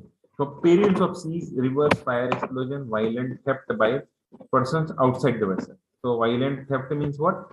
So mainly sometimes it is piracy, sometimes it is something else. Okay, but not by war. Okay, not in terms of war. So jettison we have seen. So jettison, then piracy, breakdown or accidents to nuclear installation. Contact with aircraft, they mostly aircraft fly on the ocean. So there is a possibility that it may come to that level where the ship is under voyage with small aircraft, basically, not large aircraft, or maybe while they are landing on the port cities. Okay, that is a possibility. So when they come in contact with the aircraft, that is a possibility. Or earthquake is there. Okay, undersea earthquake, because of which tsunami may be triggered, or volcanic eruption, again it can trigger tsunami, or lightning. So lightning is very common risk. Okay, is covered under hull. Okay, it also cover over and above this. Okay, it will also cover loading, unloading, discharge of cargo by boiler burst. This ship, there are huge boilers.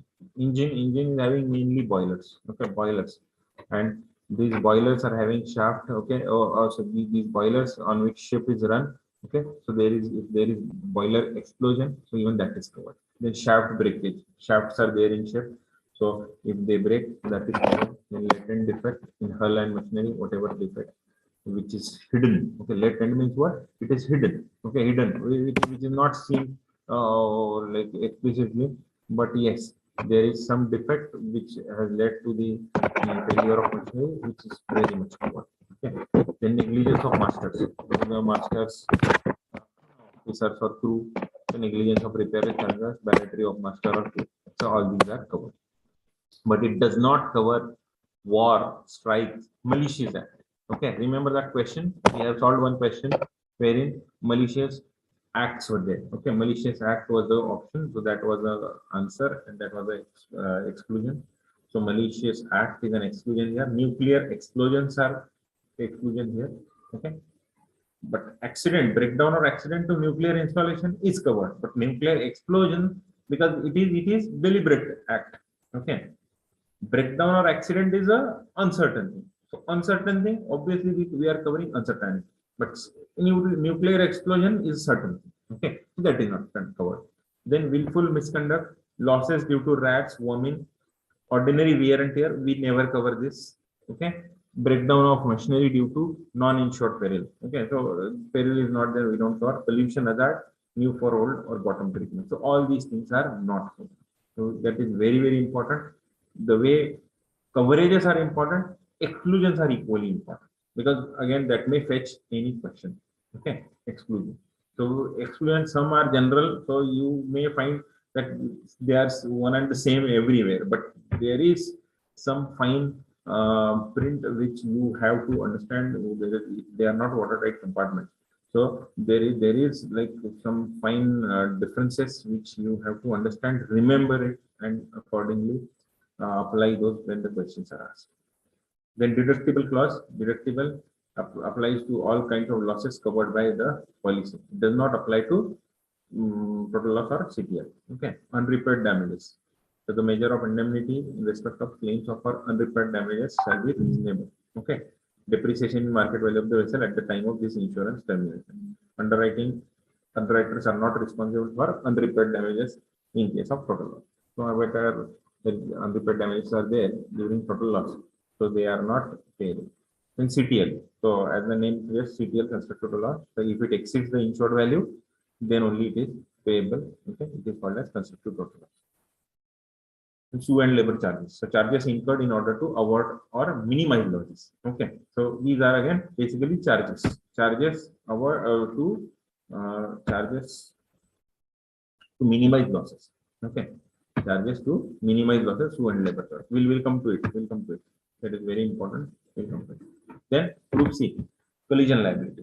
So 3/4 of liability we have seen earlier as well. So 3/4 of liability in case of collisions is payable under the clause following damage to any vessel. Okay, no liability for removal of wrecks. Okay, because it is such a huge thing that wreckage, whatever wreckage is there, so if we try to pay damages to that, so it will result in more and more losses. Okay, so that's why removal of wrecks, cargo, loss of life, personal injury, pollution following a collision is not payable. Remember when we are studying hull, remember cargo is not payable. We have to have a different policy for cargo. Okay, so within hull, cargo is not payable. So that is a catch, and that question may come up. Okay. So got it, everybody? All are attentive? Yes. Yes, sir.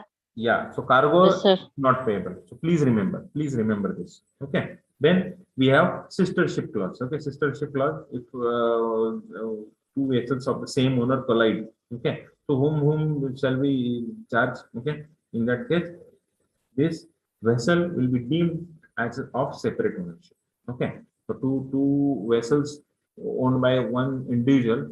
So they cannot he cannot claim on himself. He cannot launch claim on himself. That's why these two are considered as if they are having separate ownership.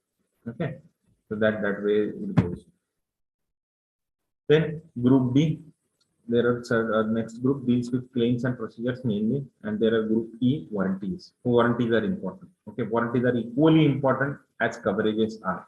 Okay, so navigation warranty that navigation trial trips is not without pilots towage to the nearest port when in need of assistance. Okay, so it is not that if the trial trip is going on and he has ventured into the deep sea like some 100 miles, 200 miles.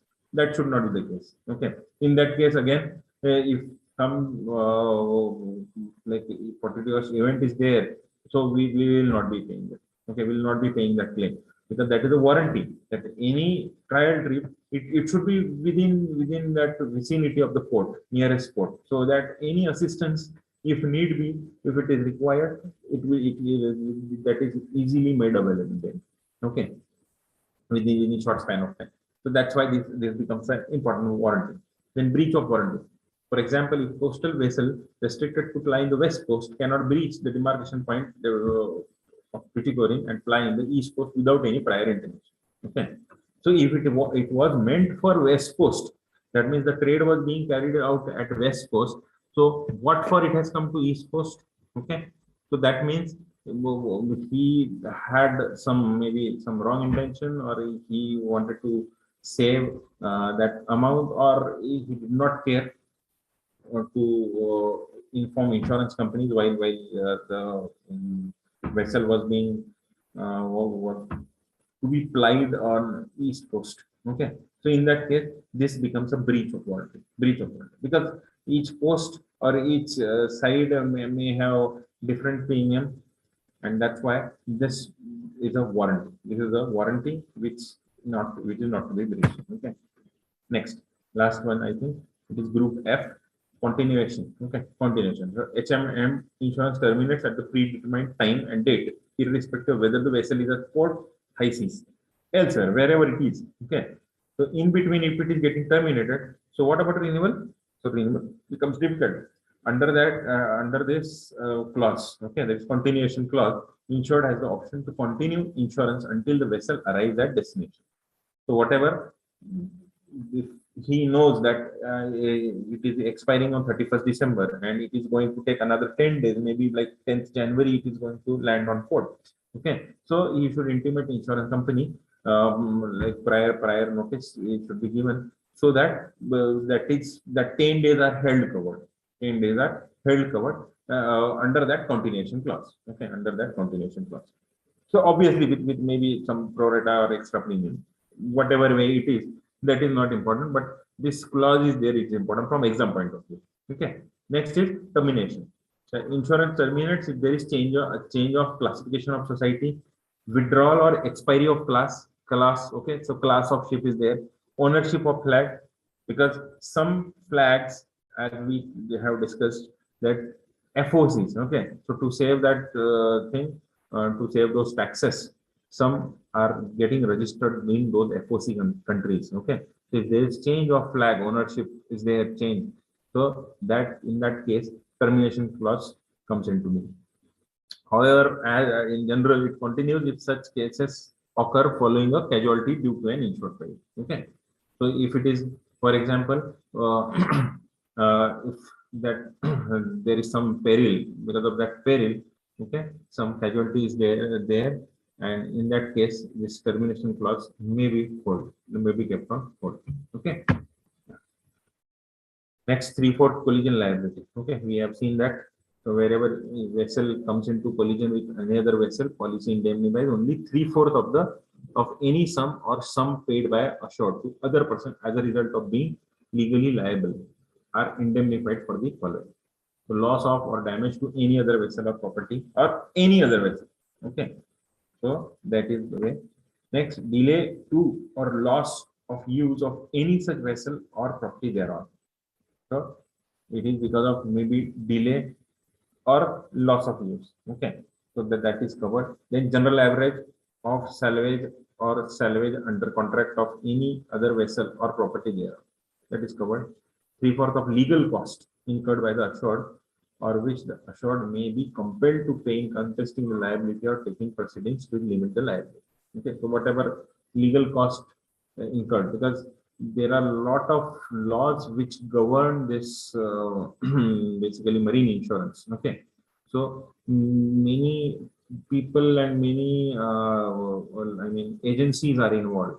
So if these agencies are to be like satisfied or their permissions and then their whatever penalties they have imposed are to be looked into.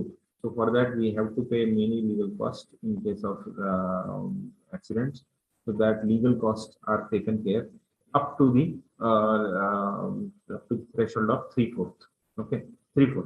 I mean that is here it comes. You can say simple. Here 1/4 is the excess. Okay, 1/4 is the excess, or 1/4 has to be taken care by the insured. The 3/4 will be taken care by insurance. So that is 3/4 collision liability. Then exclusion, removal or disposal of wrecks, cargoes, any obstructions whatsoever. So that we have already seen. So this is an exclusions in collision liability. Any real or personal property, if it is there, so that is to be excluded. Cargo or other property on the insured vessel. Okay, insured vessel. So again, as I told you, cargo, it has to be insured separately. So cargo or any property other than hull and machinery and obviously freight. So other than these three, anything is to be insured. For that, you have to have separate policy. It cannot be covered under marine policy. Any loss of life, personal injury, illness. So for that, we may have different policies, maybe personal accident or some other policies. Then pollution or contamination of any real or personal property. So this is very huge penalty which the country may impose, or even for somebody having private beaches or something. So they may impose, they may sue you. So in that case, this becomes the exclusion, because it is very difficult to assess that, and that's why we do not indulge in covering this even with additional payment. Okay, because they may result in heavy penalties. Okay, that's why pollution, contamination, this is a complete exclusion. Okay, collision liability. Sistership clause, we have seen that insured vessel comes into collision with or receives salvage services from any other vessel belonging to the same owner, it shall be treated as a different vessel. Okay. Yeah, notice of claim. So notice to be given to underwriter prior to the survey if the vessel is brought to the nearest Lloyd's. So claim, how marine claims are taken care. Marine claims, mainly there are Lloyd agents throughout the world. Okay, so it is not that in New India, for example, if we like take marine policy from New India, so New India may not be available in USA or Canada or some other European countries or some small little islands. So there it is through the Lloyd agents that these claims are set. Okay, so underwriter shall decide the port of docking for the repair and shall have the right of veto concerning place of repair or from. Okay, so it is underwriter, because it is like you can say, if we try to draw a parallel in auto tie-up arrangement. Okay, in auto tie-up, because auto tie-up, if nowadays they choose and they go to the dealer only, but dealer has some you can say standards, and those standards, and then they are controlled by their OEMs. But if you go to local garage, it is possible that there may be a lot of manipulations if it is not a known garage or like standard garage. Okay, which is governed by certain standards. Okay, in that case, there may be a lot of manipulations, and that's why this veto is exercised by insurance companies. That underwriter decides the port of document. Okay, he cannot go wherever he wants because he may overcharge for the same. Okay, but we as an insurance company, we ensure that whosoever is offering the repair, okay, that firm is known to the insurance company and it is having its good credentials. Okay, so that becomes an important factor here. Then the underwriters may also call for tenders for repairs. So underwriters, that is again, you can say some cost saving is there. Then deductible, no claim shall be payable unless aggregate or all claims arising out of each accident exceeds the deductible. So deductible is there. So again, this is not important from exam point of view. Statutory exclusion. So these four are absolute exclusion of in that willful means there are three. Willful misconduct of a short, delay, wear and tear, and financial default of the ship owner. So these are statutory exclusions. So no way what it is. These are always excluded in the policies. Okay. So this we have seen. So these are like, let me say, these are yachts or something. These are private kind of thing. Okay. Then type of claim. So you just go through these things. These like these things we will study it in detail. Total loss, actual total loss, constructive. So this you understand. Partial loss. So whenever partial loss, see, question is asked on partial loss. So remember these two: particular average and general average. So these are related to partial losses. Partial losses. So average word is used. So remember partial loss. But when particular average is then particular charges are there. So charges, they are basically expenses. So particular charges, as the name suggests. Okay. So you can make out from the name itself. So and labor expenses, salvage charges, particular charges. So these are charges. These are expenses. Okay. These may be over and above whatever loss is there. Okay. These may be over and above whatever loss is there. Okay. But then partial losses are basically particular average and general average. So general average, general as the name suggests, they are distributed. They are distributed among all. Okay, among all. Unlike particular average. Okay, particular average, it is mainly because of insured period. Okay, so that way. Next, total loss. Section at most they may ask you that section 57(1) of Marine Insurance Act, but I doubt this section and all they will ask you. Marine Insurance Act 1963, that they only inserted. You have to remember. Yeah. Then next. Any problem? I think somebody has unmuted. Let me mute everybody again. Yeah. Yeah. So here we have come to the last leg. Total loss. So what do you understand by total loss? Total loss, sinking of vessel. Okay, a missing ship due to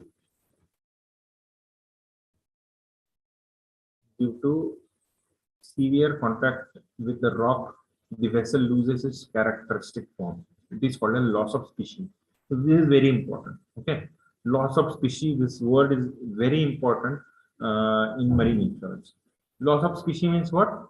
That it has lost. The purpose it was meant for. Okay, so if it is like if it has hit some rock, okay, if it has hit some rock, so what will happen? It has hit some rock, so some damage would be there, and because of that damage, maybe some water ingress into it, and because of the water, that ship has sunk. Okay, that ship has sunk, and because of which, once again, it cannot be brought into functioning. Okay, so that means it has lost its species. It has lost its species means it cannot be used for the purpose it was meant for.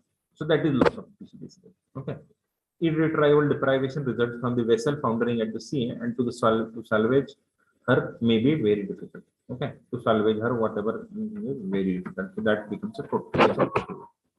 Okay, then you have constructive total loss. So again, section and all, they are not important.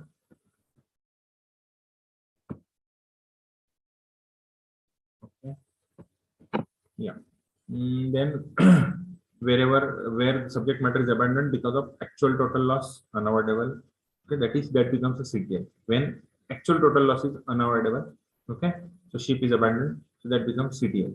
Expenditure exceeds salvage value. Okay, so whatever expenditure, if at all that ship has to be brought back or the ship has to be repaired, so that if that amount exceed whatever salvage is remaining, so that becomes a case of CTL. Then it is unlikely to recover that thing. Okay, so that becomes again CTL.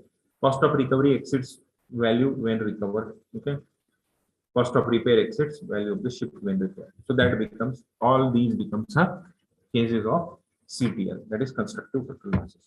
Okay. Next, partial losses. Okay, partial losses, damage due to stranding of ship. Okay, stranding, it has stuck somewhere because of because of heavy weather, there is some damage. Okay, so that may result in partial losses, or if it has collided with some other vessel. Okay, or else there is damage due to fire. These will result in partial losses. Measure of indemnity. Indemnity again. So reasonable cost of repair, replacement effected by the insured, less customary deductible excess in the policy. So again, hull has excess. Hull policy has deductible or excess. Unlike cargo policy, wherein there was excess only in one case, which was that, please? Anyone? Increased value policy. Increased value. Perfect. Okay, perfect. Okay. Next, these are certain terms, again, terminologies which we have studied over and over again. So particular average. So as the name suggests, these are cases of partial losses. Particular average, general average. Just now we have classified it. So any loss other than total loss is a partial loss or particular average. So other than total loss. So anything with so damage due to stranding of ship, heavy weather damage, collision with other vessels, damage due to fire. So all these are basically partial losses. They are called particular averages. So that is basically terminology which is being used in marine insurance. Similarly, general average, an act when an extraordinary sacrifice or expenditure is intentionally and reasonably made. Okay, so extraordinary sacrifice. So intentionally, voluntarily. So you remember these words. Okay, so whenever these words come, okay, you just remember general average. And reasonably made or incurred for common safety of for the purpose. Okay, so common safety. So if the 100 individuals are involved, whose cargo is being transported from one place to another in a vessel, okay, so even if for two there is a loss, doesn't matter. Okay, but then for other 98, their cargo is saved. Okay, so it doesn't mean that these two whose cargo is lost, they will be at loss. They'll be at loss. Either way, we are not going to give them fresh cargo or whatever repair cost. There is nothing called repair. So it has already been agreed in monetary terms. In monetary terms, so that way, what becomes important here is to compensate those two people out of 100 individuals whose cargo was being carried. So those two people whose cargo was damaged or sacrificed. Okay, so that will be divided among others. So that loss has happened to save the common adventure, and that's why the loss to those two individuals will be divided among the 98 or for that matter 100 people. Okay, and that's why it is called a general average. So this is of preserving for an insured peril the property involved in the common maritime management. I hope general average is crystal clear to all of you. Yes, please. Yes, sir. Right. Okay. Sir, is there any difference in general average sacrifice and general average contribution? General average sacrifice and General average contribution. as such, it is only a matter of wordings. Okay, they are one and the same. That is what I understand. If there is any fine difference is there, let me check out with the people who is having like knowledge or expertise into this. I'll come back to you. Maybe you can share your number with Jeevan sir, and then or Anil sir, will definitely discuss that. Okay. Okay, sir. But from exam point of view, I don't think that that fine line they will draw and they'll ask question that general average contribution and general average sacrifice, are they different? That is what I understand. And I am very sure that from exam point of view, it will not be that important. From yes, from understanding point of view, fine, that is okay. Right. Moving ahead, sue and labor charges. So this is like just relate these two terms. Okay, duty of assured clause or sue and labor charges. So these two things, whenever they come, so they are used alternatively sometimes. So just remember them. So what is the sue and labor charge? In case of any loss, misfortune, it is the duty of assured and their servants and agents take measures as may be reasonable for the purpose of averting or minimizing a loss which would be recoverable under this insurance. Okay. So this should not exceed the sound value of vessel under insurance to apply. Yes, under insurance will apply. So if under insurance you understand, okay. If the insurance is taken for 100 crores, okay, and someday we discover that it is of 120 crores, okay. So that way, so it will be like proportionately reduced, okay. So 100 crores, like 120 crores would be reduced to 100 crores, so like loss will be reduced proportionately, okay. So 120 crore, let's say for 120 crore, there was a loss of, let's say 30 crores, okay. So 130 crore of 120, so that is your 25%, okay.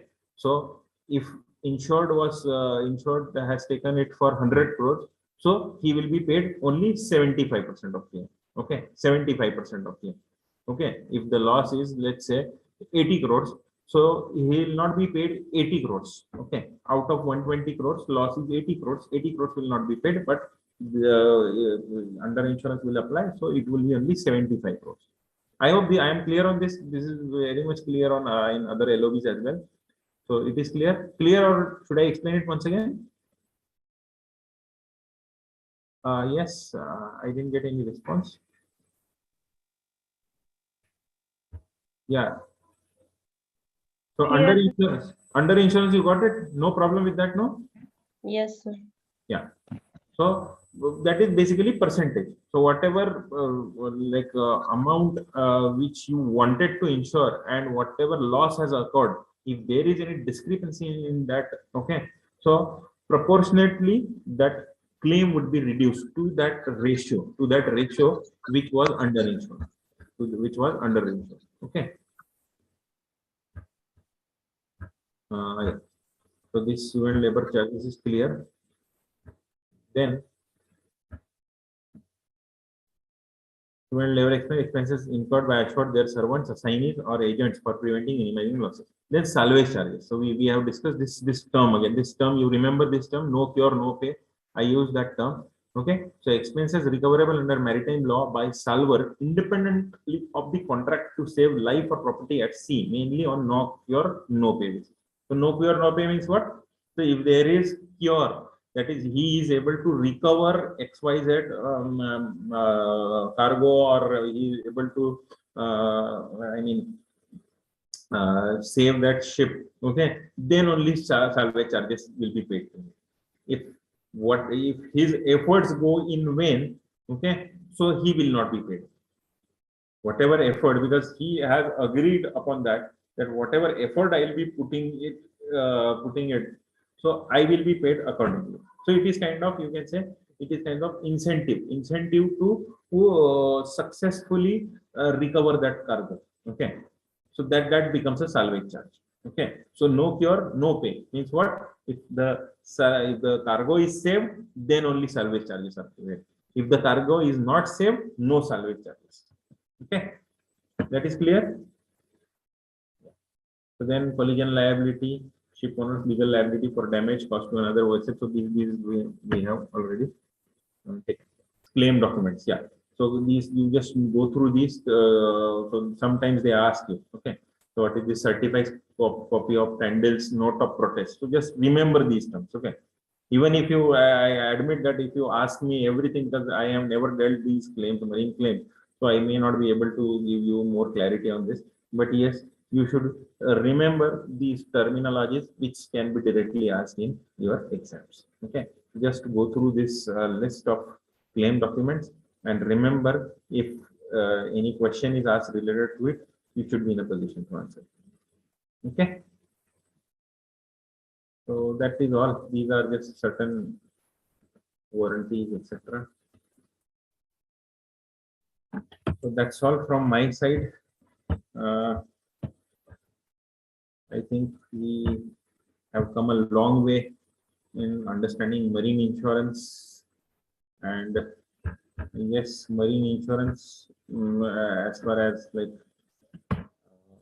it's mainly cargo is concerned, it is not that technical. It is just that some things are to be remembered without fail, and some technical part, mainly when it comes to Incoterms or these partial losses. Okay, these things are to be like read over and over again in order to avoid that confusion. So once that confusion is avoided, you are in a position to like to compare yourself or to compete with your peer groups, who are bound to make more or less same mistakes, or else they may have edge on one or two questions who are handling that part. But then you may be handling other part, so the other LOBs would be more strong.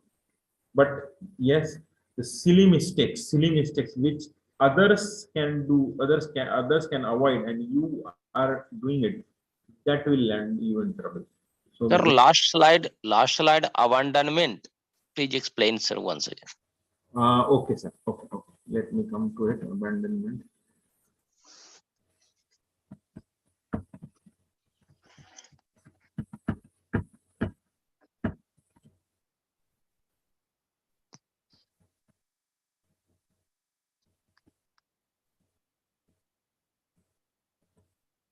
Yeah.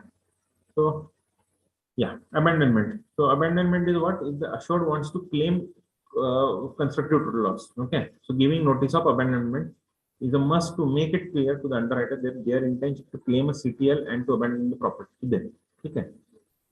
What does this mean? That if he gives notice of abandonment, okay, abandonment to whom? To insurer. Who will give notice of abandonment? To insurer. As I told you, I am reiterating once again, generally insurers don't agree on abandonment. Okay, even if notice is there, we'll accept it, we'll pocket that notice, we'll keep it as it is. But as till the time we don't accept abandonment, it is construed or it is understood to be a responsibility of insured to take care of that property, to that salvage. Okay, so that way, whenever he says, okay, he says that I want to claim it, constructive total loss. Okay, so if it is insured for 100 crores, and if the liability or whatever loss has exceeded that 100 crores, so in that case we are ready to pay him 100 crores. Okay, 100 crores. So in that case, we would then accept notice of abandonment and we salvage it and we give it to another. So once the notice of abandonment is accepted, it is irrevocable as it is written, and insurers are liable for constructive total loss. On payment of CTL, insurers take over whatever remains of the subject matter and all property rights are attached to it. So it is basically a, you can say, subrogation kind of thing. Okay. So it is corollary to abandonment, is corollary to subrogation.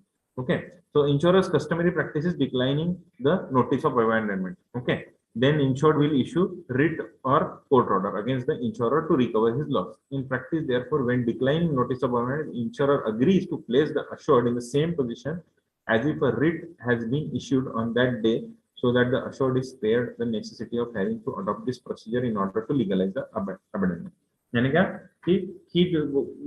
Insured will always want to abandon it.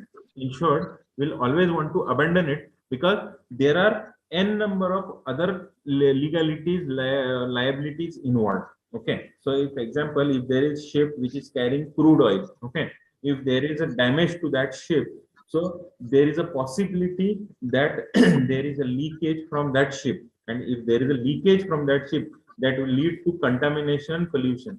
Once the insurer accepts that notice of abandonment, okay, so that pollution, contamination, and all the penalties and all the liabilities on that particular thing will become a responsibility of insurer now. Okay, so that's why the insurer generally don't accept it. It is only through order of court we pay these claims. Okay, I hope I'm clear on this, or else Okay, sir. Clear. Clear. Right, sir. Right. All right. All right. So with that note, I think we should call it a day. Yes, sir. Yes, please. So any questions are there?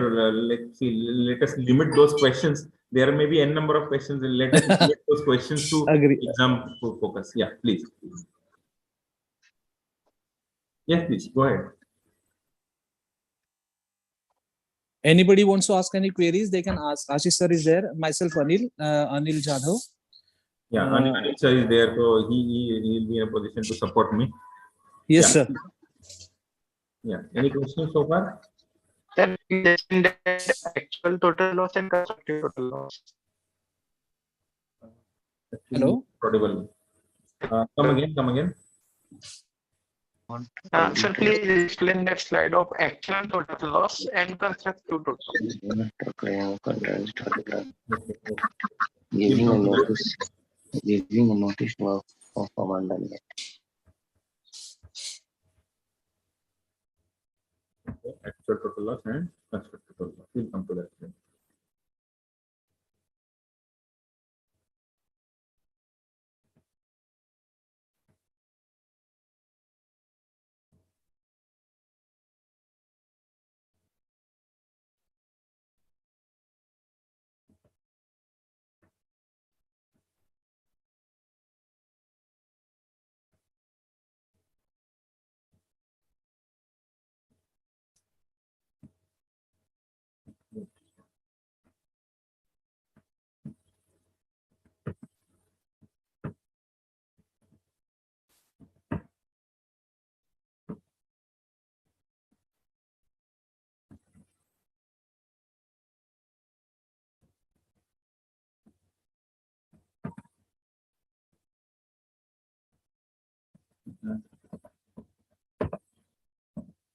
Actual loss. Here it was there. Yeah. Here.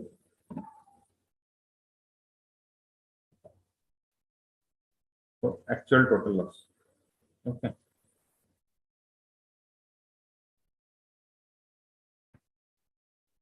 So you mean to say you want to understand the difference between actual total loss and constructive total loss? Yes, sir. Yes, sir. Yeah.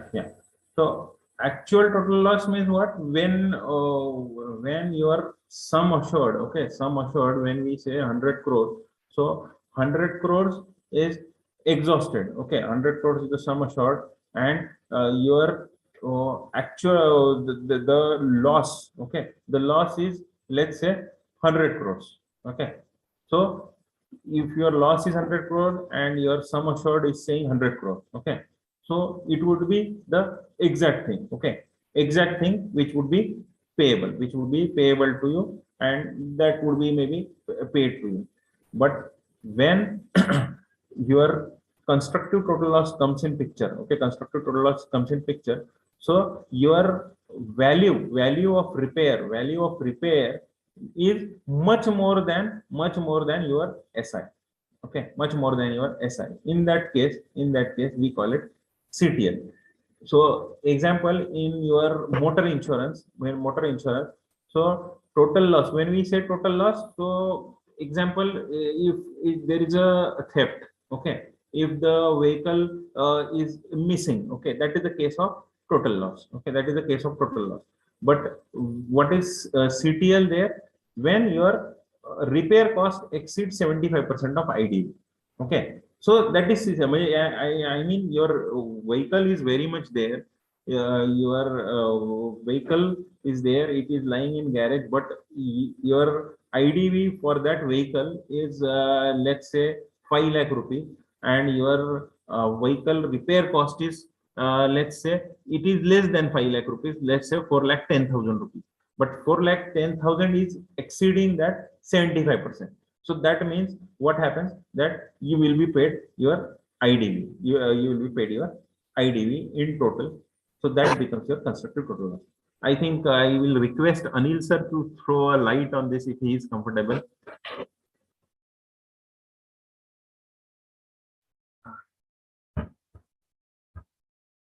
Yes, Sir, you can show that first slide of actual total loss. actual total loss. Yes, sir.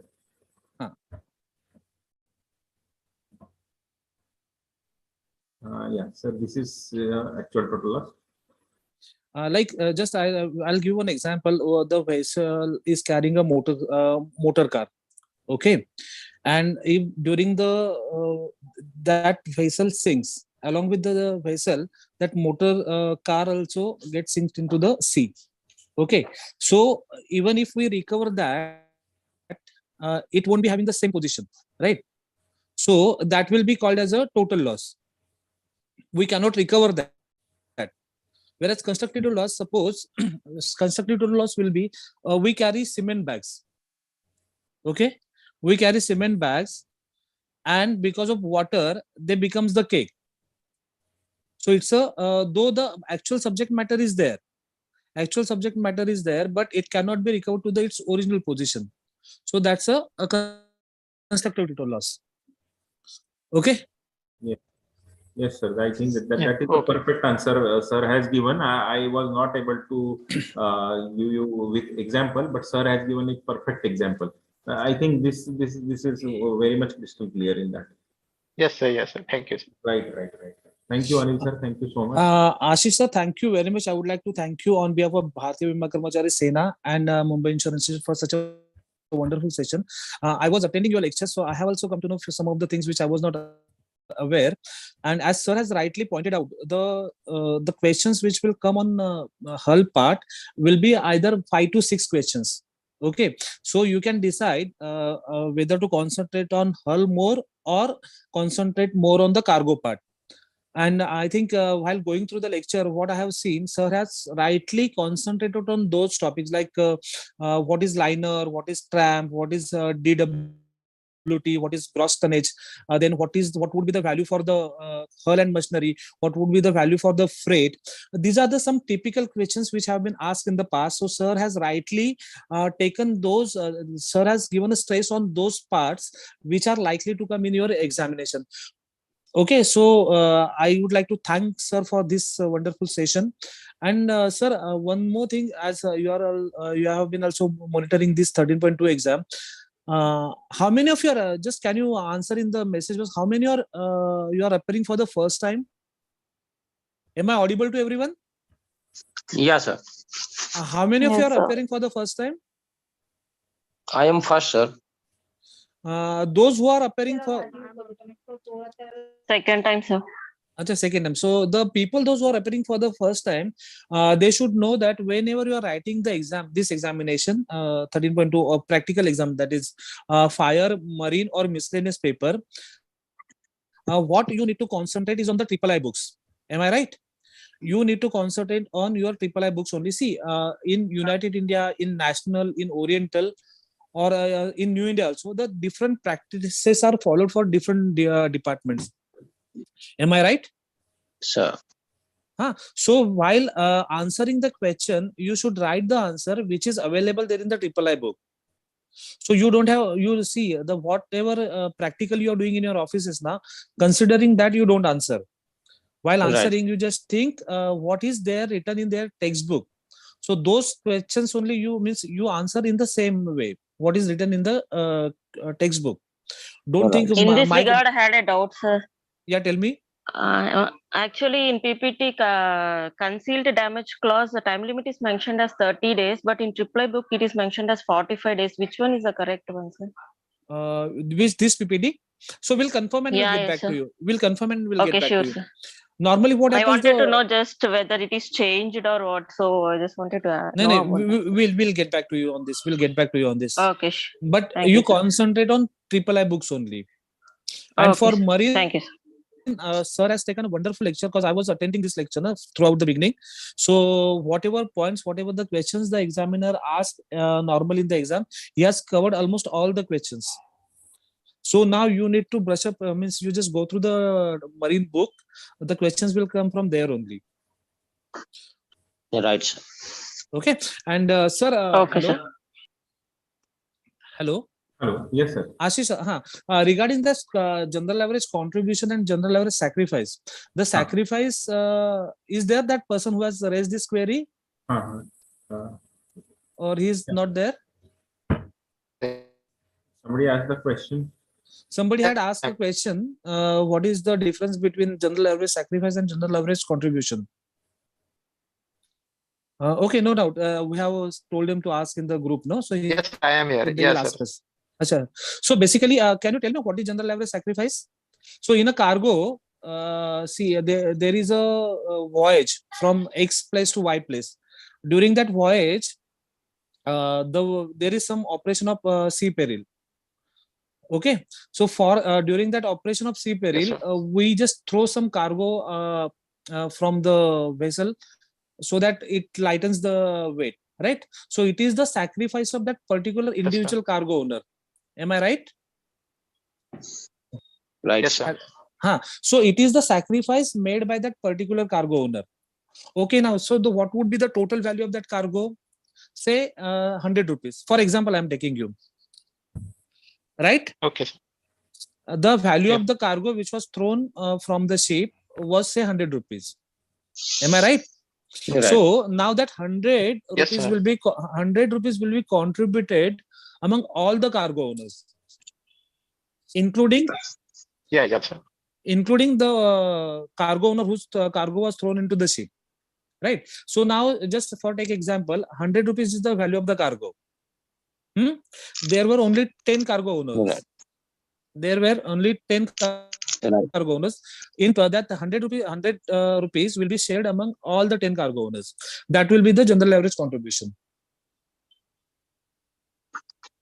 100 Vessel rupees should be owners made good, no? also, yes, sir, vessel owner also contribute in this. Yes. Yes. How much, sir? Hello. It depends How much? upon How the much? it depends upon the value.